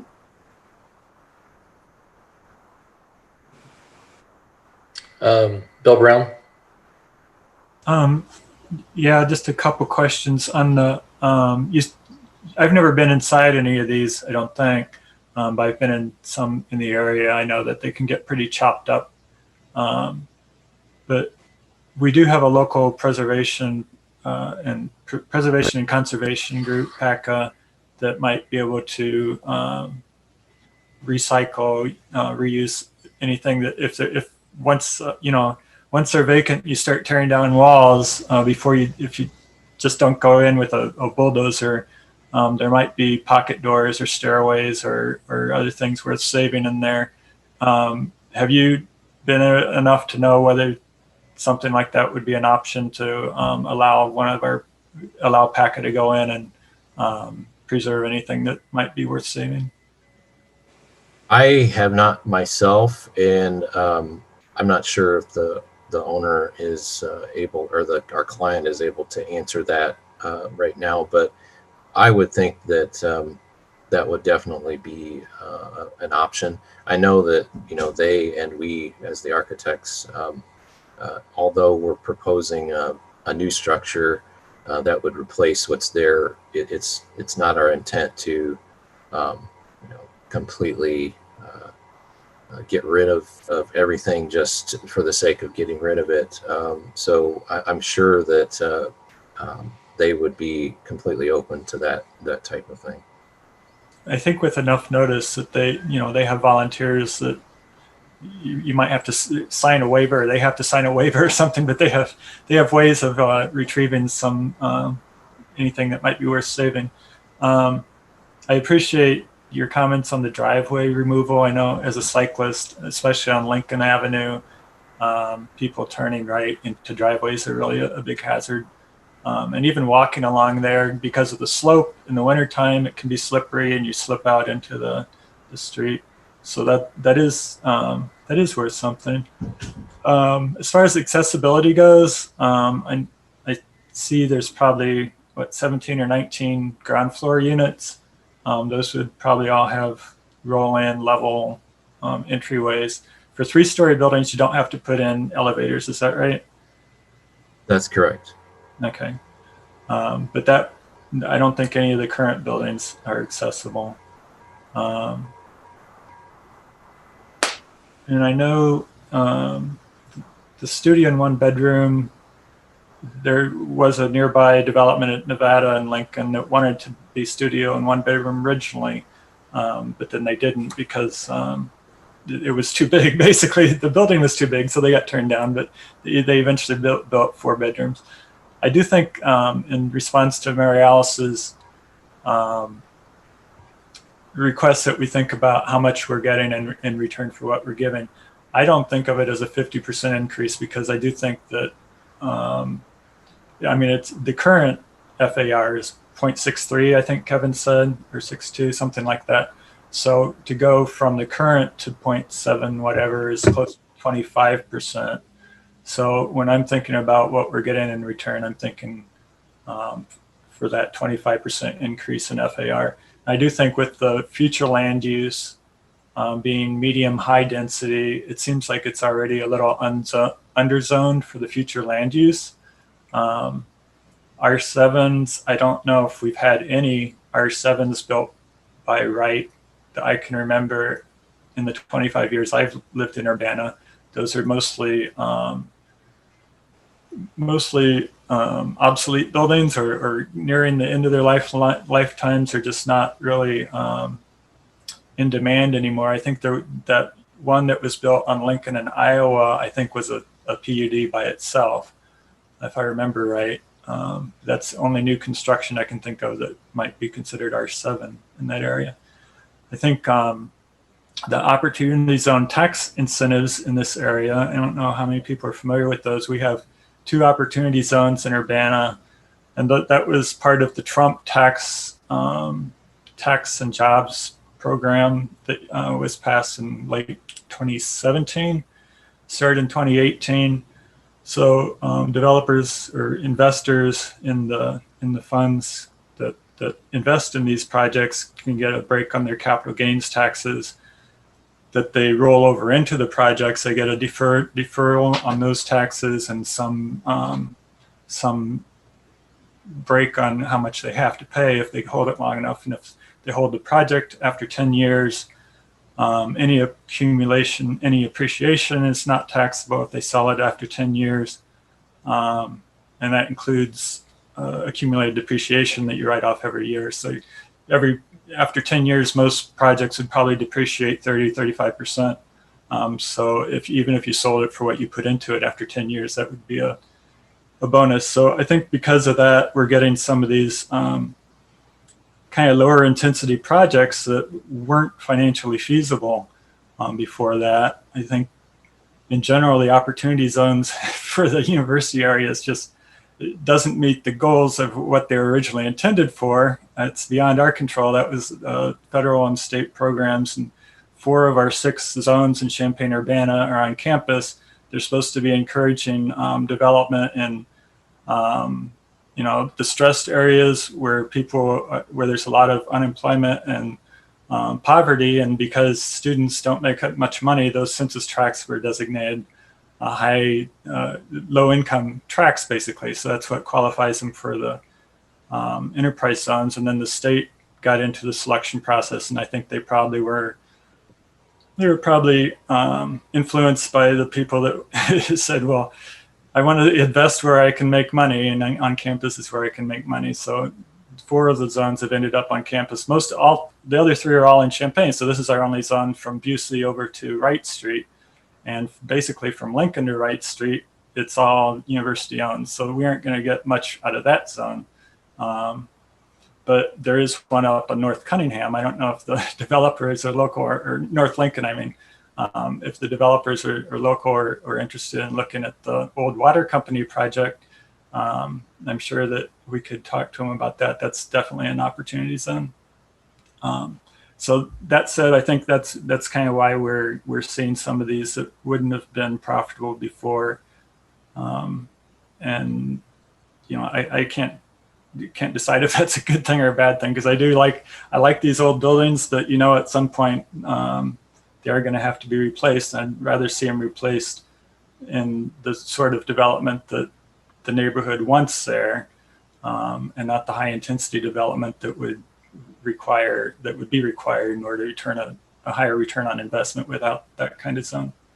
So I'll support forwarding this till after the design review. I think I really appreciate the thought that's gone into planning around the trees and everything, and all the careful thought and all the work that Kevin has done working with the developers to make sure that they are sensitive to all the things we know people care about. Okay, just want to remind council we've got a large agenda in front of us. We've invested a lot of time on this one ordinance. It sounds like from Bill Brown's comments, we're ready for a vote. We've got a motion on the floor. Does anybody have any other comments that you absolutely need to get in before we move on and have a vote? Can I have one final word, Bill? Yes, ma'am. Thank you very much. I'll try and make this very quickly. I agree with Bill that I think that this project has a lot of potential, and simply I'm trying to see if there is some way to improve upon it a little bit. And improving upon it is to meet those sustainability goals. So I'm happy to hear that several people approve of sending it to DBR before it comes to City Council for final approval. But I would like to push and just say I think it would be great, and it would really be a strong PUD case if we could incorporate more of those sustainability goals. Okay, having said that, clerk, can you call the roll, please? Ms. Wu, Yes. Ms. Hersey, Yes. Mr. Brown, Yes. Mr. Roberts, Yes. Mr. Colebrook, Yes. Mr. Miller. Yes. Okay, with that, that ordinance passes with no recommendation. If I've got this right, no recommendation with this to be going to the design review board before we take a final vote. Next up on the agenda, it looks like it's an accompanying ordinance. It's ordinance number 2020-12-071, an ordinance approving a final development plan for a planned unit development, 602 South Lincoln Avenue, CCH Development LLC and CMH Development LLC, plan case 2412, PUD 20. Just for consistency's sake, I can make an emotion for that one. Go ahead. Okay, I move that this ordinance number 2020-12-070, an ordinance approving a preliminary development plan for plan unit development at 602, an ordinance approving a final development plan for plan unit development at 602 South Lincoln Avenue, plan case 2412 PUD 20, be forwarded to City Council with no recommendation after the Design Review Board reviews and provides their input. I'll second. Second. That's Dennis Roberts? Yeah. Okay, so we've got a first and a second. Is there any other discussion, since this is an accompanying ordinance that we need to talk about? Dennis? I really appreciate the additional setback along Lincoln Avenue. It allows the street to breathe, and it still provides plenty of space for the development to occur. And I think that having enough room for landscaping and a sidewalk instead of just a strip of sidewalk right next to the curb makes a huge improvement. And I think it honors the general look of the community and the West Urbana neighborhood. Okay, with that, clerk, can you please call the roll? I think the mayor wanted to say something, Bill. Oh, I'm sorry. Go ahead, Mayor. Just a quick note, following up on the sustainability issues, I had a conversation with Scott Tess several weeks ago asking many of the same questions about, as we look forward to redoing the comp plan, what kinds of and requirements for PUDs and that sort of thing. And he has done a lot of research on various things that could be recommended, including an emphasis not only on energy efficiency, but also indoor air quality, which is incredibly important now with COVID and that sort of thing. So we can forward some information to you on those issues, because he's compiled a lot of that already. Okay, any other hands up? Seeing none, now we'll call the roll. Ms. Wu, Yes. Ms. Hersey, Yes. Mr. Brown, Yes. Mr. Roberts, Yes. Mr. Colebrook, Yes. Mr. Miller. Yes. And with that, that also passes going to the full council with no recommendation until we hear more from the design review board. Next up on the agenda is ordinance number 2020-12-072, an ordinance revising the annual budget ordinance, budget amendment number 4. And this is from Finance, Elizabeth Hannon. Yes, this is an omnibus budget amendment, which incorporates a number of changes. I'll run through this fairly quickly. This would create a budget for a couple of grants that were approved by council within the last month. The Lumpkin Family Foundation grant and the Cures Economic Support grant. You're familiar with those, so I probably don't need to say anything more. Would increase expenditures in the Public Works Facilities budget by $10,000 for repair and maintenance materials, and that's for supplies related to the COVID pandemic, so things like hand sanitizer, wipes, other cleaning products and such. In the line item for uniforms in the police patrol budget, we would carry over $28,015 from the FY20 budget.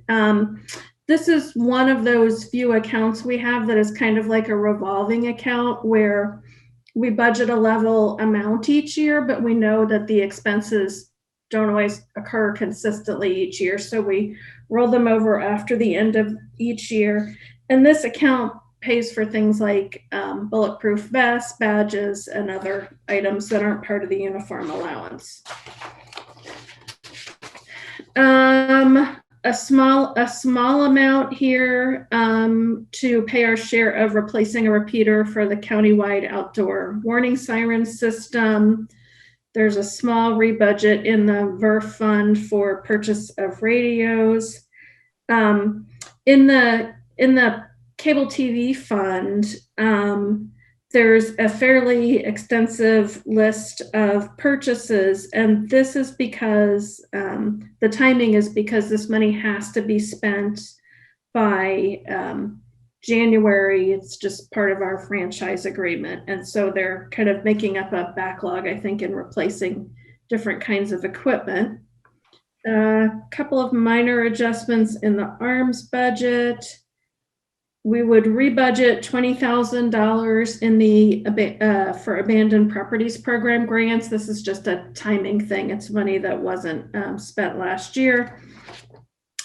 And then in TIF 1, the last existing redevelopment agreement for TIF 1 has been closed out. And so we would amend the budget to distribute all of the remaining funds from TIF 1 to the various taxing districts according to their current tax rates. There's an insurance reimbursement for hail damage that occurred to city vehicles during the storm back in July. And then there will be a corresponding expense to pay for those repairs.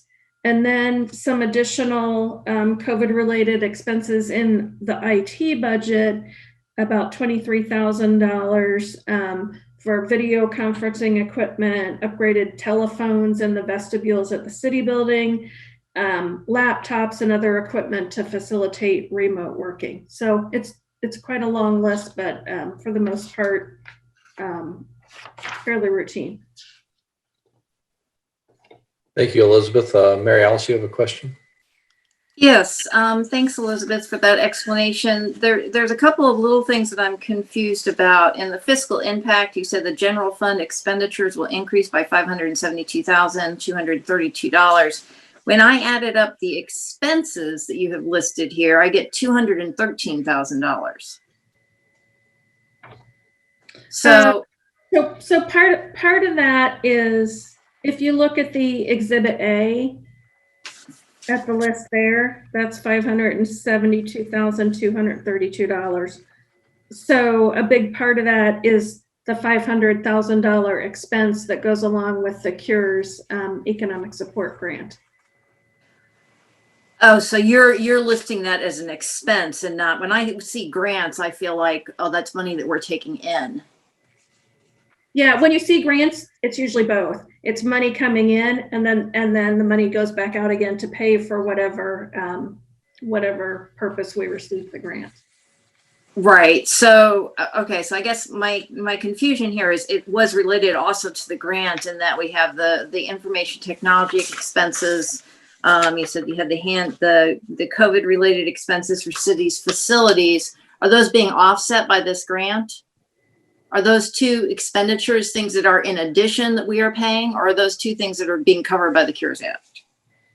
So no, the CURES grant that is in this budget amendment is for economic support.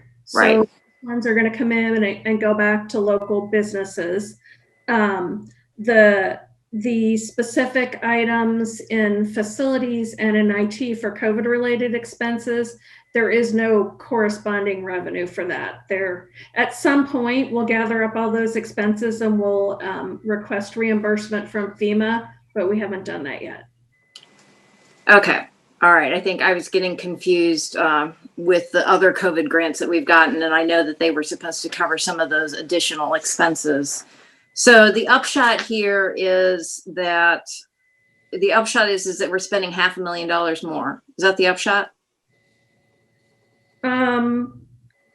Well, it's complicated because we're dealing with multiple funds. We're spending an additional $572,000 in the general fund alone, plus money in other funds, some of which is offset by revenue. It's a little complicated, isn't it? Yeah, it is. And you really kind of have to look at it at the fund level, right? Because each fund is sort of almost operates like an independent business, kind of, for lack of a better explanation. Right. I guess, I mean,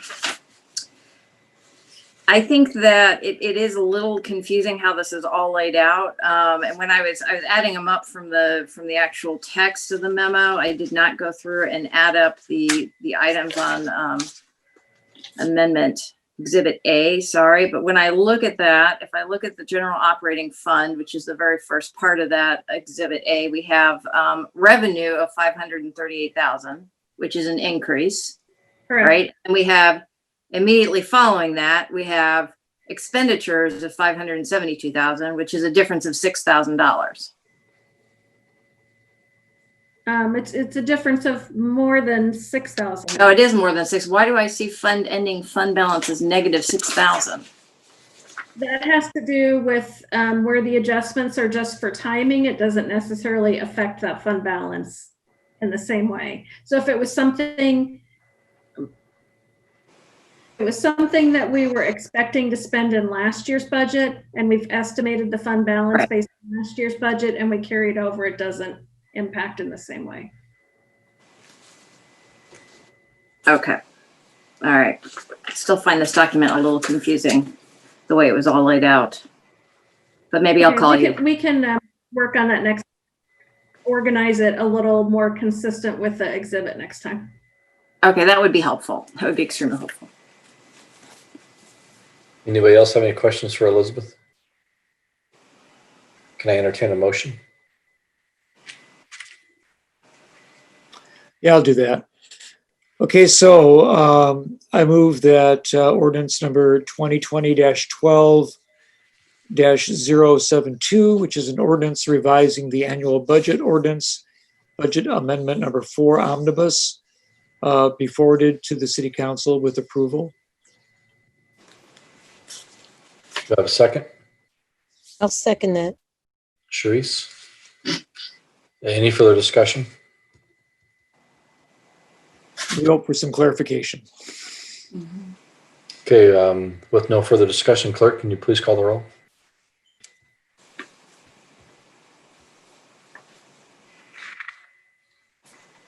Yeah, Ms. Wu, Yes. Ms. Hersey, Yes. Mr. Brown, Yes.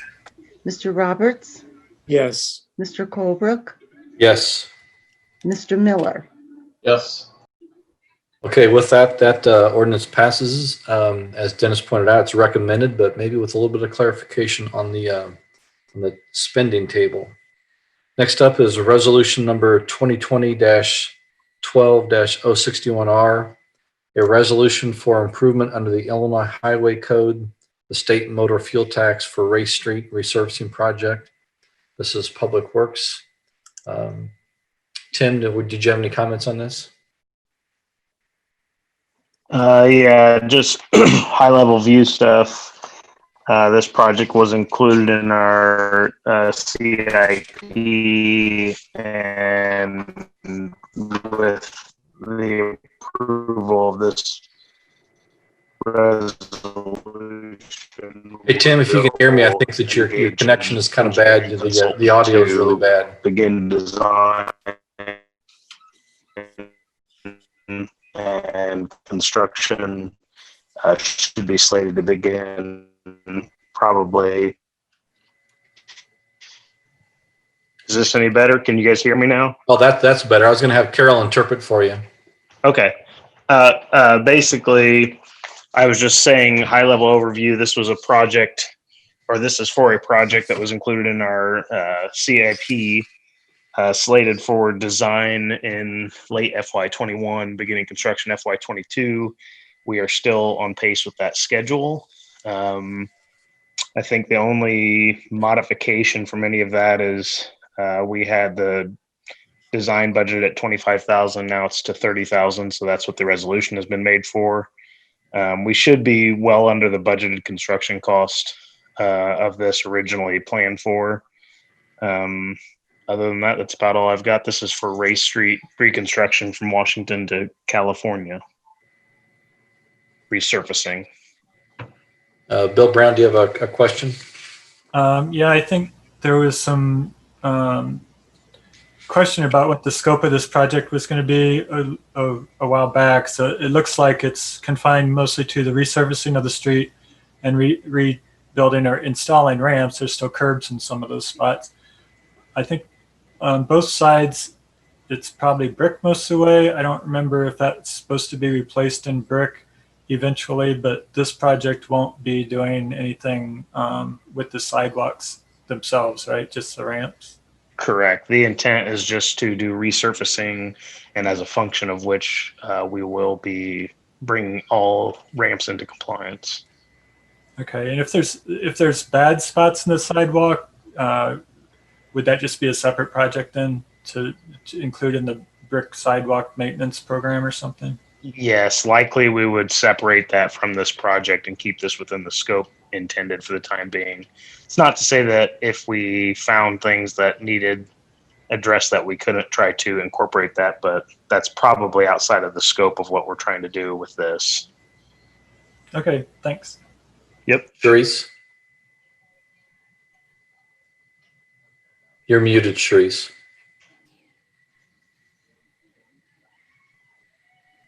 The contracting, the people that we contracted to do this, are these the same people that did the Ellis Drive resurfacing? Yes, they are.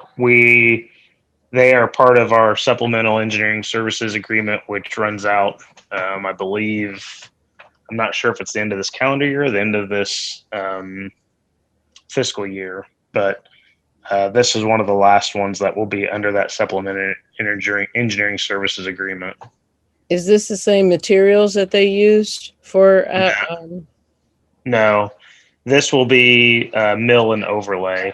Basically, they're going to mill a couple inches of the surface off and put back hot mix asphalt in place of it. It won't be the slag seal that went down on Dr. Ellis. Okay, it'll be interesting. Okay.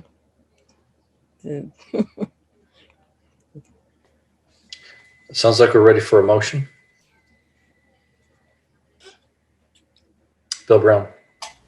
Yeah, I'll move to send resolution number, I think it's 2020-12-061R to City Council with a recommendation for approval. I'll second that. Okay. Bill Brown had the motion. Dennis Roberts had the second. Any other discussion? Seeing none. The clerk, can you please call the roll? Ms. Wu, Yes. Ms. Hersey, Yes. Mr. Brown, Yes. Mr. Roberts, Yes. Mr. Colebrook, Yes. Mr. Miller. Yes. Okay, with that, that resolution passes for recommendation for approval by full city council. Next up on the agenda is resolution number 2020-12-062R, a resolution approving an emergency solutions grants program subrecipient agreement with CU at Home for fiscal year 2020 through 2021. And community development has this. Was there anybody going to speak about this? Lori? This is Sheila Dodd. I'll speak to this one. Okay. And Hi, I'll Sheila. actually speak to both the Cunningham Township and the CU at Home at the same time, if that's okay. Sure. The City of Urbana is an active participant in the continuum of service providers to the homeless. And in the summertime, June, July, the continuum was notified that they were going to be receiving a little over $700,000 through the state of Illinois Emergency Solutions Grant funding, COVID relief funding. So as a part of that process, the continuum reached out to the group for applications and awards on what was the greatest need in the community. Cunningham Township put forth an application for rapid rehousing and tenant-based rental assistance. And CU at Home is asking for funding to help with their year-round shelter services. Because neither agency has implemented an emergency solutions grant in the past, the state requires them to go through an experienced grantee. And because Urbana has experience doing the emergency solutions grant program in the past, we agreed to be their fiscal agent.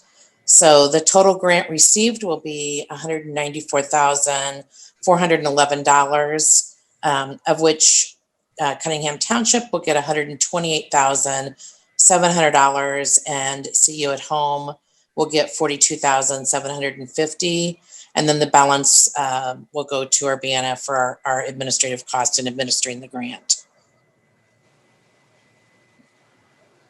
Thank you, Sheila. Does anybody have any questions? Sharice, you had your hand up first. You're muted, Sharice. Sorry again. When I was reading this, what are we going to input the dates to the resolution, Sheila? On the agreements? Well, there's something that says, whereas on date, the city received notice of the DHS and. Oh, yes, we will fill that in. Yes. Okay. We received notice in July, but we didn't get the final information until the day before Thanksgiving. So it's been a long, drawn out process, but we want to hit the ground running with the programs because it's desperately needed. Yeah. Mary Alice. So Sheila, in the ordinance for the Cunningham Township, it says that there's an agreement attached, and I don't know if the agreement is missing. I wanted to know a little bit more about what Cunningham Township was going to be doing with the, according to this, the rapid rehousing tenant-based rental assistance. They will be providing services to the homeless or near homeless for rental assistance, counseling and coaching. It'll be a 1 to 2 year program to get people back on their feet and into safe and secure housing. Was the agreement included in the packet? I'm not sure. It was section the signed 1. agreement. Yeah, the signed agreement is in there, and I can forward it to you. Okay, that would to be great. council. Yep. If you didn't get that one, you didn't get the CU at Home, so I'll send both. Thank you. Jared. Sheila, I don't know if we will, possible, but like all things when we have a good grant that comes in, I'm always interested in, being able to get a report somewhere down the line of how monies were spent and how those funds, obviously the Cunningham Township funds will have a very obvious impact in Urbana. And not that we're not going to hear about those, but for the ones with CU at Home, seeing how those funds actually get put to use and what effect they have on Urbana residents at some point down the line would be great to see. Sure. We report monthly to the state on actually funds expended, and then we will have to report quarterly on the impact. Obviously, like you said, Cunningham Township is an easy one to see.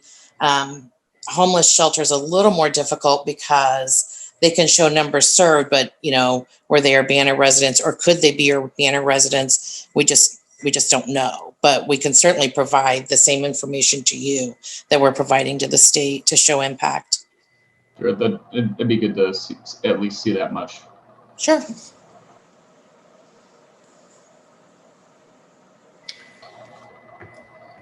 Jared, go ahead. I'd be willing to make a motion if you could. Yes, go ahead, please. All right, I'll move resolution number 2020-12-062R, a resolution approving an emergency solution to grant programs of recipient agreement with See You at Home for fiscal year 2020-2021. Be sent to the full council with recommendation for approval. I'll second. Okay, Jared with the motion and Mary Alice with the second. Any further discussion? Okay, Clerk, would you please call the roll? Miss Wu, Yes. Miss Hersey, Yes. Mr. Brown, Yes. Mr. Roberts, Yes. Mr. Colebrook, Yes. Mr. Miller. Yes. Okay, with that, that resolution passes with recommendation to the full city council for approval.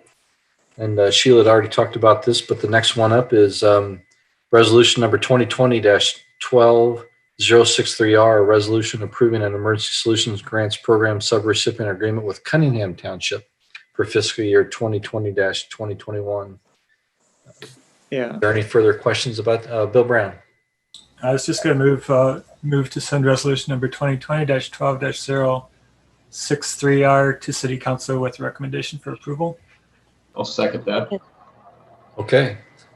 Is there any further discussion before we vote? Seeing none, Clerk, would you please call the roll? Miss Wu, Yes. Miss Hersey, Yes. Mr. Brown, Yes. Mr. Roberts, Yes. Mr. Colebrook, Yes. Mr. Miller. Yes. Okay, with that, there's send that on to the full city council with a recommendation for approval. The next item on the agenda is resolution number 2020-12-06R, a resolution certifying a community housing development organization for the Urbana Home Consortium, Habitat July 2020. Was there anybody that was going to speak to this specifically? Yes, Alyssa should be on the call. Hello, I am Melissa Jagey, and I will be speaking on the next 3 resolutions since they are all related. So every year, the City of Urbana and the Urbana Home Consortium, which consists of City of Urbana, City of Champaign, and Champaign County, gets our home funding allocation, and we split this money. And part of the split, we can use up to 15% of it towards community housing development organizations. You're going to hear me reference them as CHODOs. Everything in my world is an abbreviation. So we can spend up to 15% of we can spend at least 15% of our money providing funding for CHODO developing and developing projects. And then we can do an additional 5% for admin and operating costs. So this year in total, we have $123,538 available for CHODO project funding. And that will be split between Habitat for Humanity and First Followers. Tonight, I'm only going to speak on Habitat, and we'll bring First Followers later. We're just still working out a few details with their agreements. So once we have that worked out, we will bring those agreements to council as well. And then we also have a total of $41,110 available for CHODO operating costs. And so Habitat will be awarded funding to do 2 new construction projects. Each project will receive $34,179 for project costs, and then additional $7,500 for operating and admin costs. So in total, Habitat will get $68,358 for project funding and $15,000 for operating funding. Construction for these 2 homes is anticipated to begin in the spring of 2021, and completion of the projects and move-in date for the families would be in fall 2021. The addresses of these 2 properties are located at 1211 West Eads and 207 Kerr Avenue. And then these homes will be sold and occupied to 2 low-income families that will be selected through Habitat's selection process. And so tonight I'm just asking for approval for the following resolutions: certifying Habitat as a CHODO, approval and authorization of the CHODO developer agreement, and then approval and authorization of the CHODO operating agreement. Thank you, Alyssa. Does anybody have any questions? Sharice? So you said one of the Chodo is for habitat only, right? For tonight, yes, and we will be bringing first followers at a later date. So this is only Habitat's funding portion tonight. Okay, and these homes are going to be built starting when? In the spring, well, approximately. Construction varies depending on weather and other unpredicted events. Okay, and just for because we're voting on both of them tonight, correct? Correct. Okay, so what I guess I would like to have a little bit more information regarding the first followers agreement, or what We are not voting on first followers tonight. So those Okay. agreements will come later when we're just still working out details with them Mhm. and making sure those agreements are accurate before we bring them to council. So those will be coming. So tonight's just Habitat. Okay, it's just habitat. Okay, thank you. Any other questions? Mary Alice?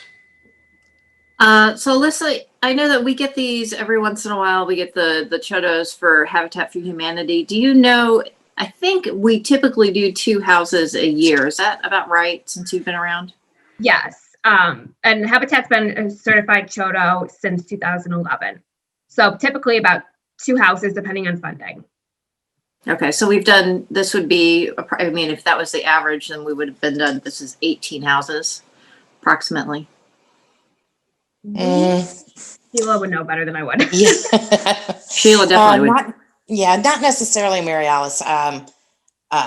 Since 2011, Habitat has built over 60 homes. And so part of the time they use this money, they've used other grant funding, they've used private donations. So there's a variety of funding sources that go into their homeownership projects. But typically, but the years that I was there, we built anywhere from 2 to 5 homes a year using the Chodo funding.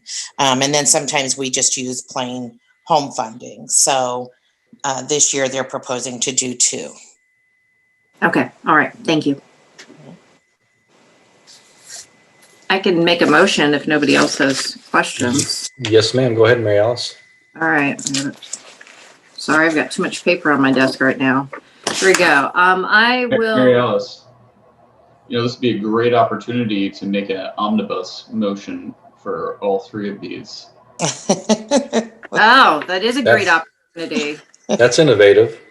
It is. All right. So let's see if I remember how to do that.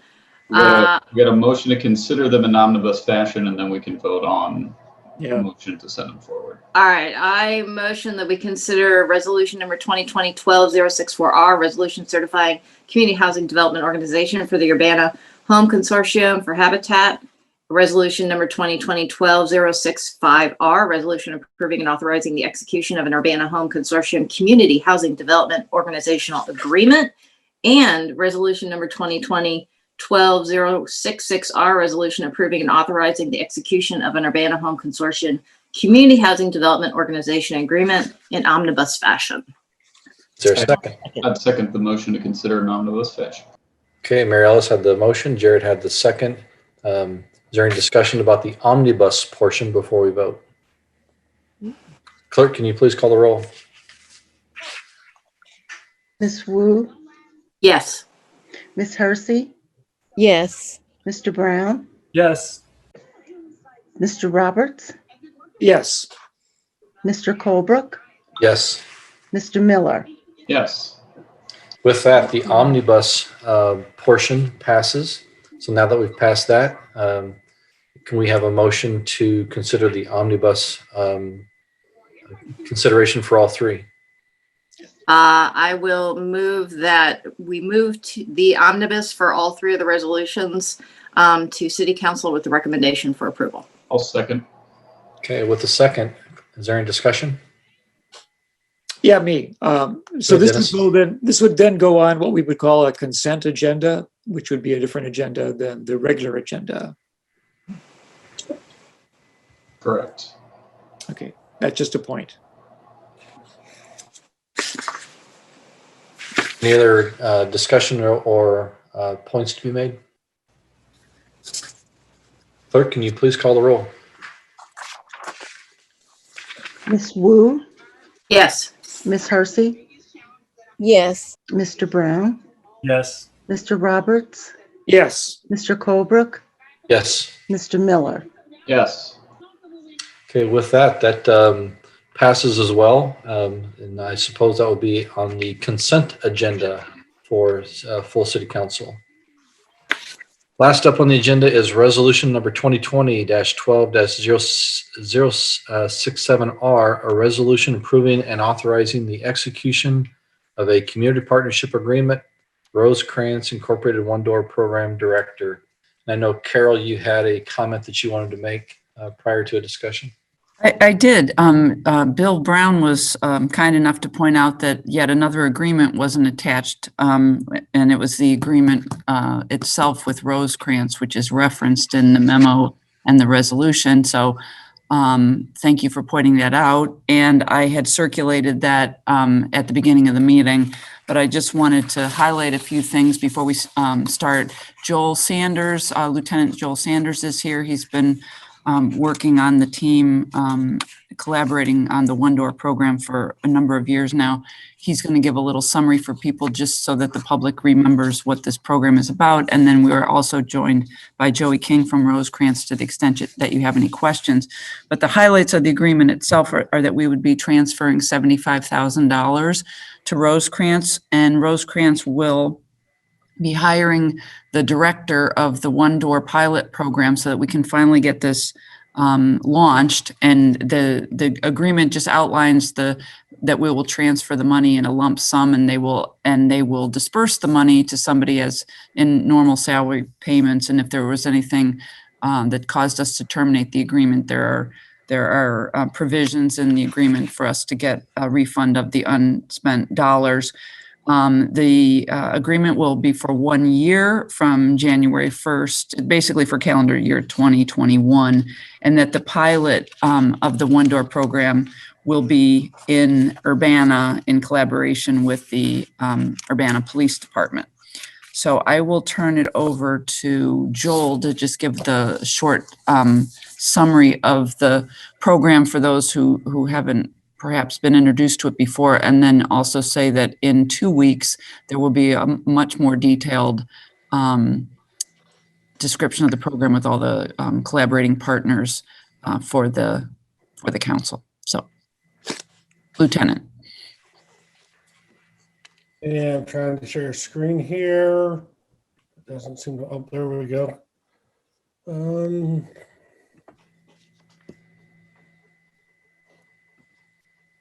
So just briefly, as again, Carol, thank you for introducing this. Just a quick summary of the One Door program and what we're trying to accomplish.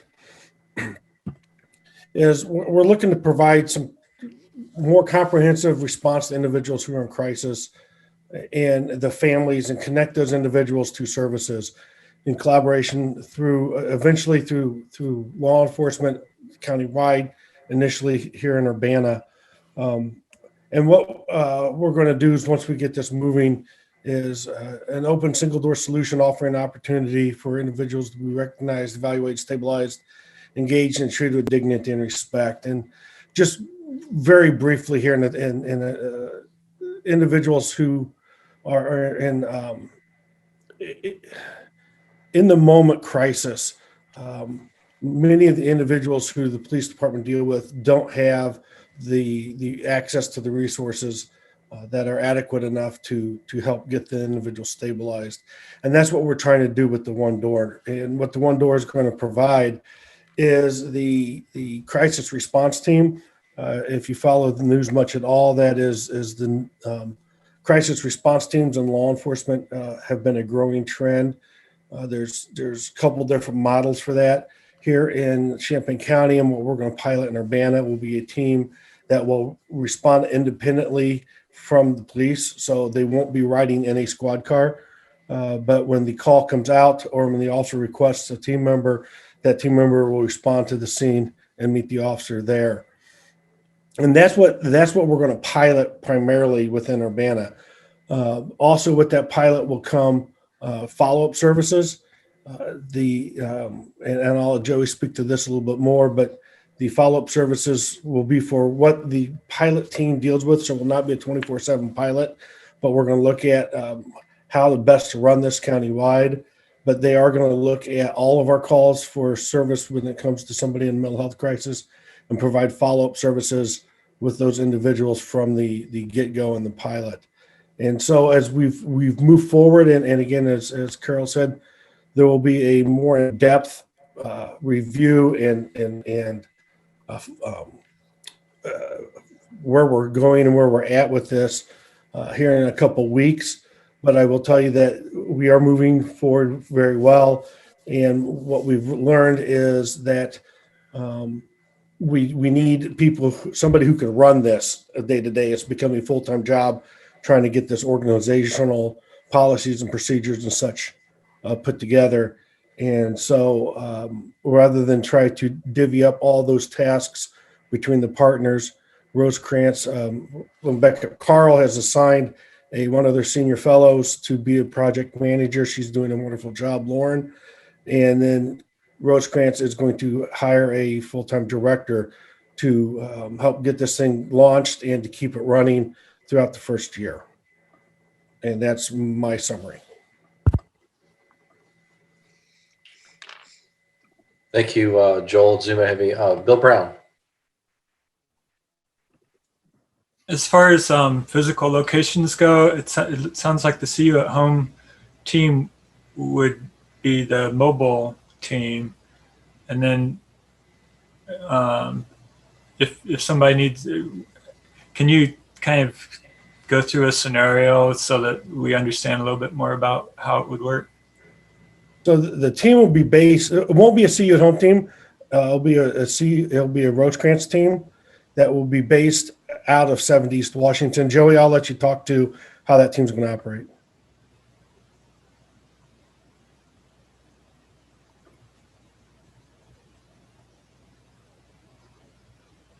And you're on mute, Joey.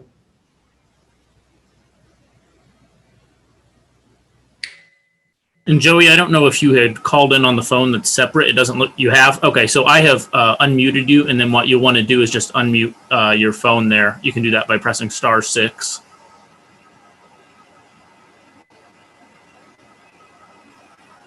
Okay, now we should be able to hear you. All right, good now? So the question was the initial follow-up services, Joel. Did I hear that correctly? Where, if you could explain your team's going to be based at 70 East Washington, and just for the pilot portion of this, if you could explain how that's going to operate. Yeah, so for the pilot portion, what we'll initially start out doing is taking any referrals from Urbana PD that would come in the field where they would ask for assistance for crisis co-response. If the call were to come out, we would respond with Urbana PD, assess for any psychiatric crisis, and give a disposition of the next steps. With that, though, would also come follow-up services. So, as Joel was saying in the initial pilot, there wouldn't be so much some overnight coverage to begin, holidays and weekends, but we would have a system with Urbana PD that if someone was involved with PD who needed mental health services, that we would connect to do follow-up care within 24 to 48 hours to make contact with a hope that there would be no more involvement with law enforcement within that time frame.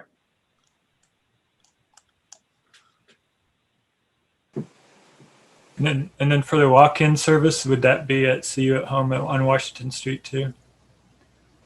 Yes, walk-in would be at See You at Home. That service will probably be a couple weeks behind the launch of the actual pilot. The intention is to start this now we're looking at the 1st of February.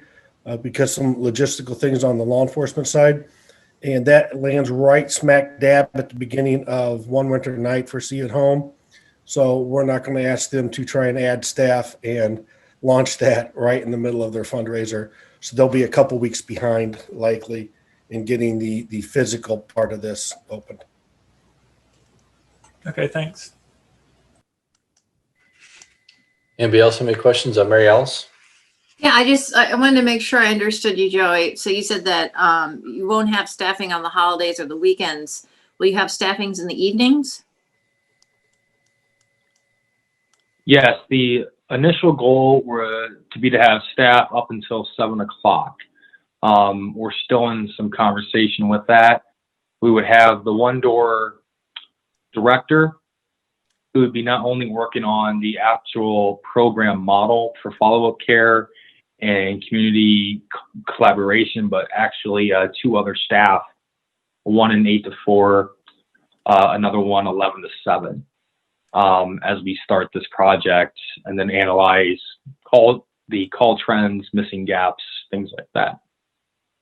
Okay, so initially we're going to go to 7 p.m. and then we're going to also gather data at the same time to figure out the optimal amount of staffing at different times during the day. Sounds like. Yeah. Correct. Okay, I guess my next question, I mean, I understand it makes sense to hire somebody who can oversee this whole process in the next 2 weeks, or are you going to come back with a presentation that tells us what the staffing level looks like? Specifically, I'm looking to the cost and what costs you're going to be requesting. Is that what we're going to see in the next 2 weeks? Yes, and we're eager to post and start interviewing for this position. We haven't done that yet, but we're eager to do so. And then some of the other costs attached to this pilot would not be a cost that we'd be looking at for Urbana at this time. It would just be something we would kind of incorporate with our current structure for crisis services. Okay, so at this time, you're asking Urbana to fund the director for it. Yes, and not only for the initial pilot for crisis co-response and follow-up care, but then to collaborate not only with See Went Home and Carl, our other partners, but then other community providers to see how we can link people involved with PD quicker to other services. Thank you. Charisse. I know that there are some people, that are in crisis, that are homeless, but they don't want to necessarily be treated. How can we go about, because mentally ill can decide to not have any help. How can we go about helping those people? I would agree, Charisse, and I think that when you've seen a natural crisis, sometimes people are willing to participate with intervention is not going to be 100%. It's not going to be, and then there's where we're missing the gap. So I think the piece that we're trying to hone on in our project is that follow-up piece. How do we attach ourselves after the call, after the crisis, and try to build rapport even afterwards, which I think is not happening now. Mm-hmm. That would be the initial attempt. The day after, 2 days after, reaching out, building some rapport. Okay. I just know that, in my ward there, last year that I had an issue where I was trying to help someone get services, but he was not, cooperating, and there was no way. The police, what they would do is just ask him to move his car from one side to the other. It was the only way that they could actually engage him. And I was just wondering how one would go about, or how this program might be able to help someone with that kind of issue.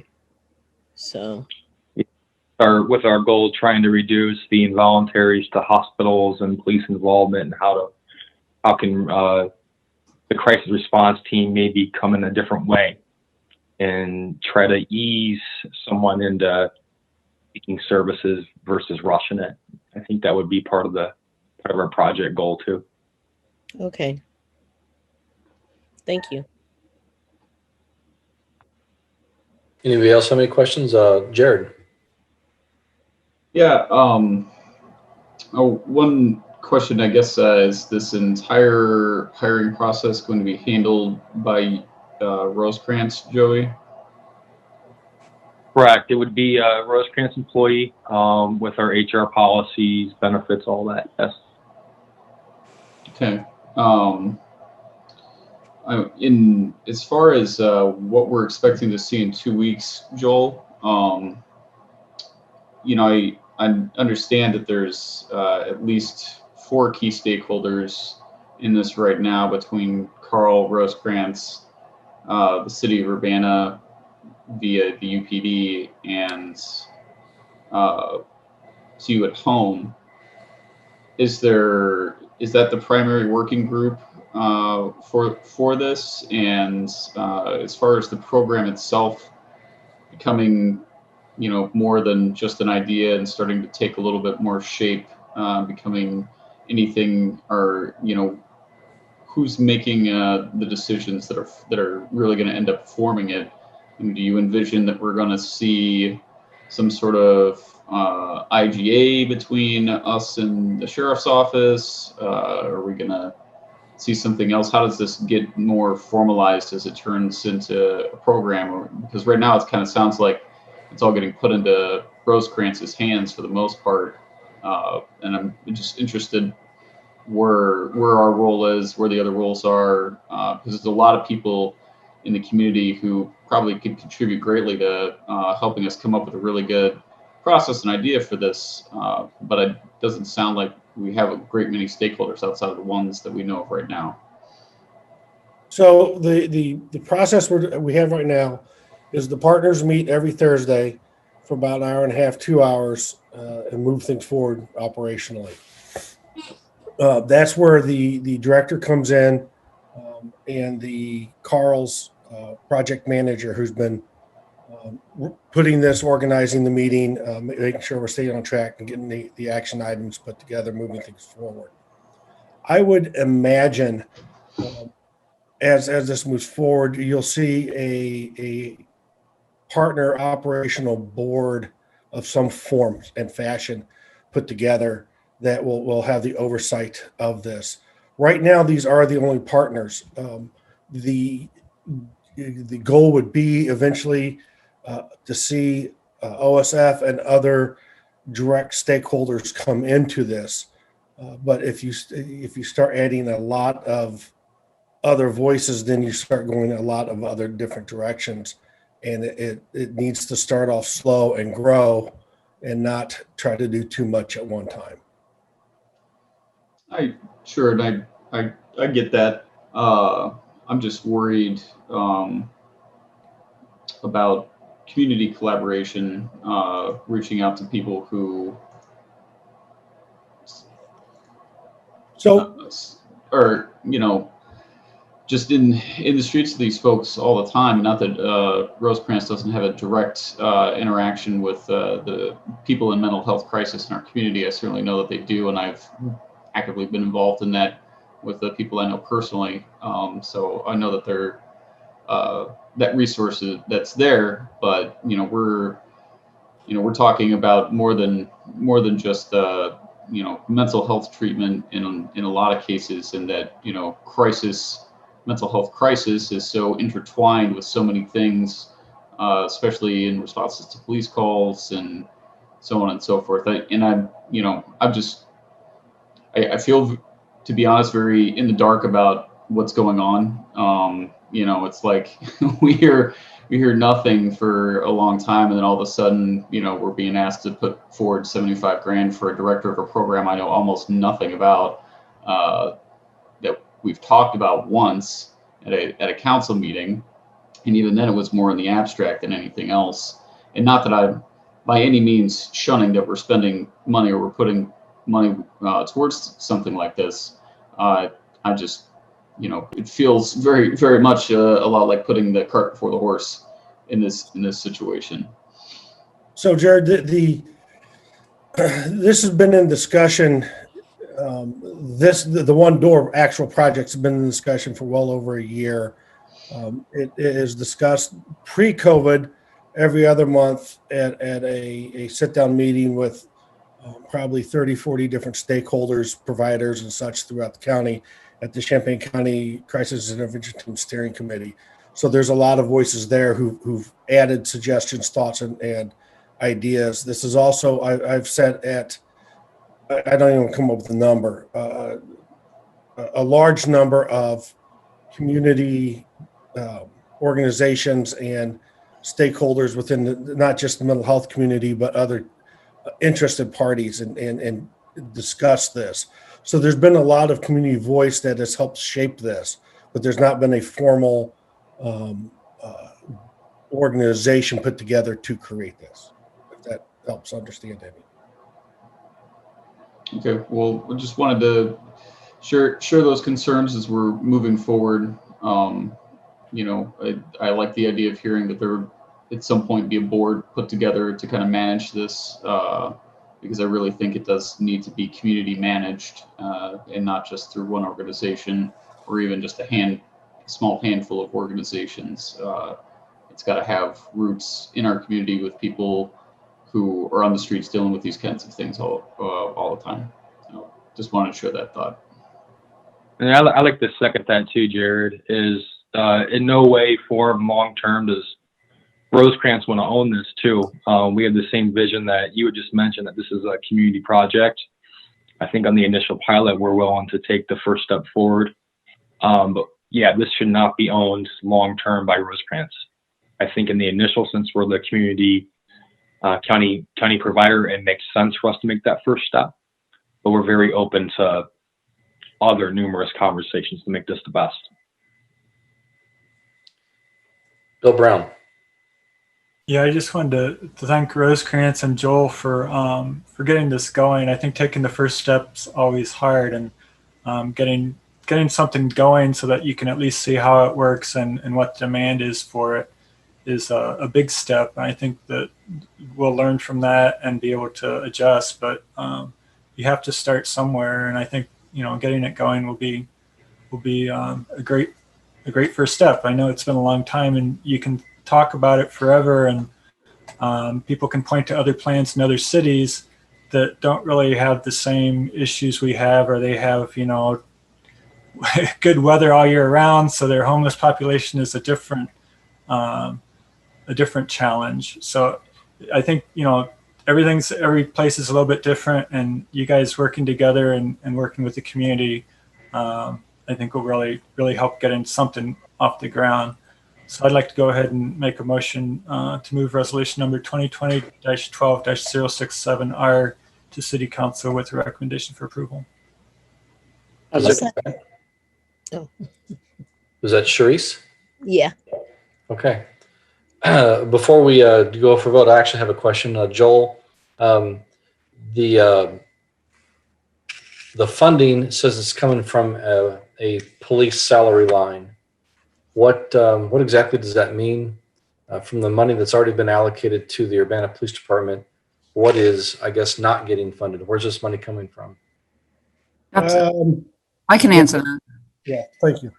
That's the money that the council decided not to fund one of the police officer positions, and so it's coming from that salary line item that was not spent on a police officer. Thank you, Carol. Mm-hmm. Any other discussion before we vote? No. Thank you, gentlemen. Appreciate it. Thank you. Good work. Clerk, could you please call the roll? Ms. Wu, Yes. Ms. Hersey, Yes. Mr. Brown, Yes. Mr. Roberts, Yes. Mr. Colebrook, Yes. Mr. Miller. Yes. Okay, with that, that resolution passes and is going to full city council with a recommendation for approval. Does anybody have any other business before we adjourn? Seeing none and no further business. Jared has. Oh, Jared. Okay, go ahead.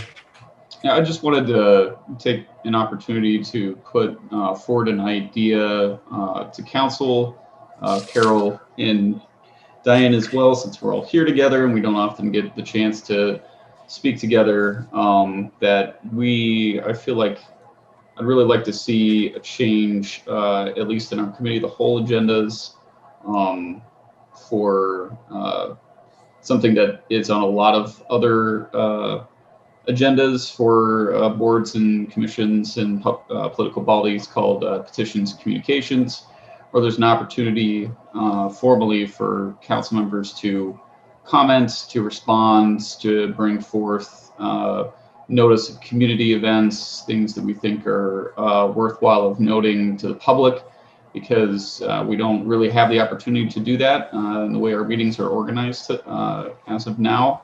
We kind of just go through the agenda, and either council members have got to specifically be chairs, and then they can put something on the agenda, or we've got to, try and collaborate together with somebody, which doesn't always work out conveniently for the time, and it may not be for anything that needs, an entire discussion item. They just may want to make the community aware of something, or maybe just want to, bring something forward. So I don't know process that we need to go through to start considering adding something like that. I'm sure we need an ordinance. If there's any assistance that can be provided from the city, I'm working on drafting something right now. I just want to give a heads up in 2 weeks for committee of the whole, besides maybe a couple of things. I'm going to try and bring an ordinance forward for that. And as soon as I have a draft ready, I'm planning on sending it to you guys. But I would really like to be able to add that to our agendas, make some rules for it, for us to be able to respond, communicate, talk to, and express things that we don't really have a place for in our current agendas. At the very least, at committee of the whole, if not at both meetings. Well, before we close, can I say something about that, Jared? Of course. I'm not chair. I know, Mr. Colebrook. Yes, yeah, you can. Okay, you can actually make any kind of an announcement or anything like that during public comment. And if you wanted to respond to anyone, you can do it at that time as well. That's the purpose of that being on the agenda at that time. You all have the ability to add anything to the agenda that you want, no matter what. But if you're talking about an opportunity to respond when people are giving you information and you come up with an idea, you have a right during public input to do that as well. You can speak at that time as well. So, I don't know if there needs to be any additional item added to the agenda for that particular thing when, you already have an opportunity to do so. Jared? Well, I mean, I guess that would go contrary to the words that are in our public input, which specifically says this is not a time for the council to talk with the public. This is a time for us to hear the public, and we don't talk back to them. That's what it says in our public input thing. And I've always thought that it is the way that you've described, Phyllis, that we are supposed to have the opportunity to respond. Mayor? Traditionally, and actually it's been practiced for as long as many of us have been on the council, that this was a time for listening. But I know what you're saying, and I think the city of Champaign has the opportunity for council members at the end of the meeting to do exactly what you're saying. So it sounds like it would be, you'd need to change the agenda. You'd need to change the council rules for deliberation, and that would have to be, which you've made some modifications to that, I think last year, that Charlie had proposed. So that would be the, one way to go about doing that. Dennis? Yeah, I totally support that. I have things to share with the community, just as Jared does, and there's been a kind of a morphing of our public input to become silent listeners, and really it doesn't encourage that many, city council members to make comment at that time. So actually, I would appreciate having something added to the agenda for communications. And I wouldn't want it at the end of the meeting when everybody's tired and you're going to communicate to nobody at 10 minutes to 11 if the city meeting is that long. So I would have it right after public input and allow the other kinds of announcements and communications to be shared, which often will come from your ward or your constituents or yourself. So I appreciate that, Jared. I really appreciate that. That's a really good thing to add to the agenda, and I would support that. Any other comments? Okay, now, having seen no other business, this meeting is adjourned. Thank you, everybody. Good night. Right.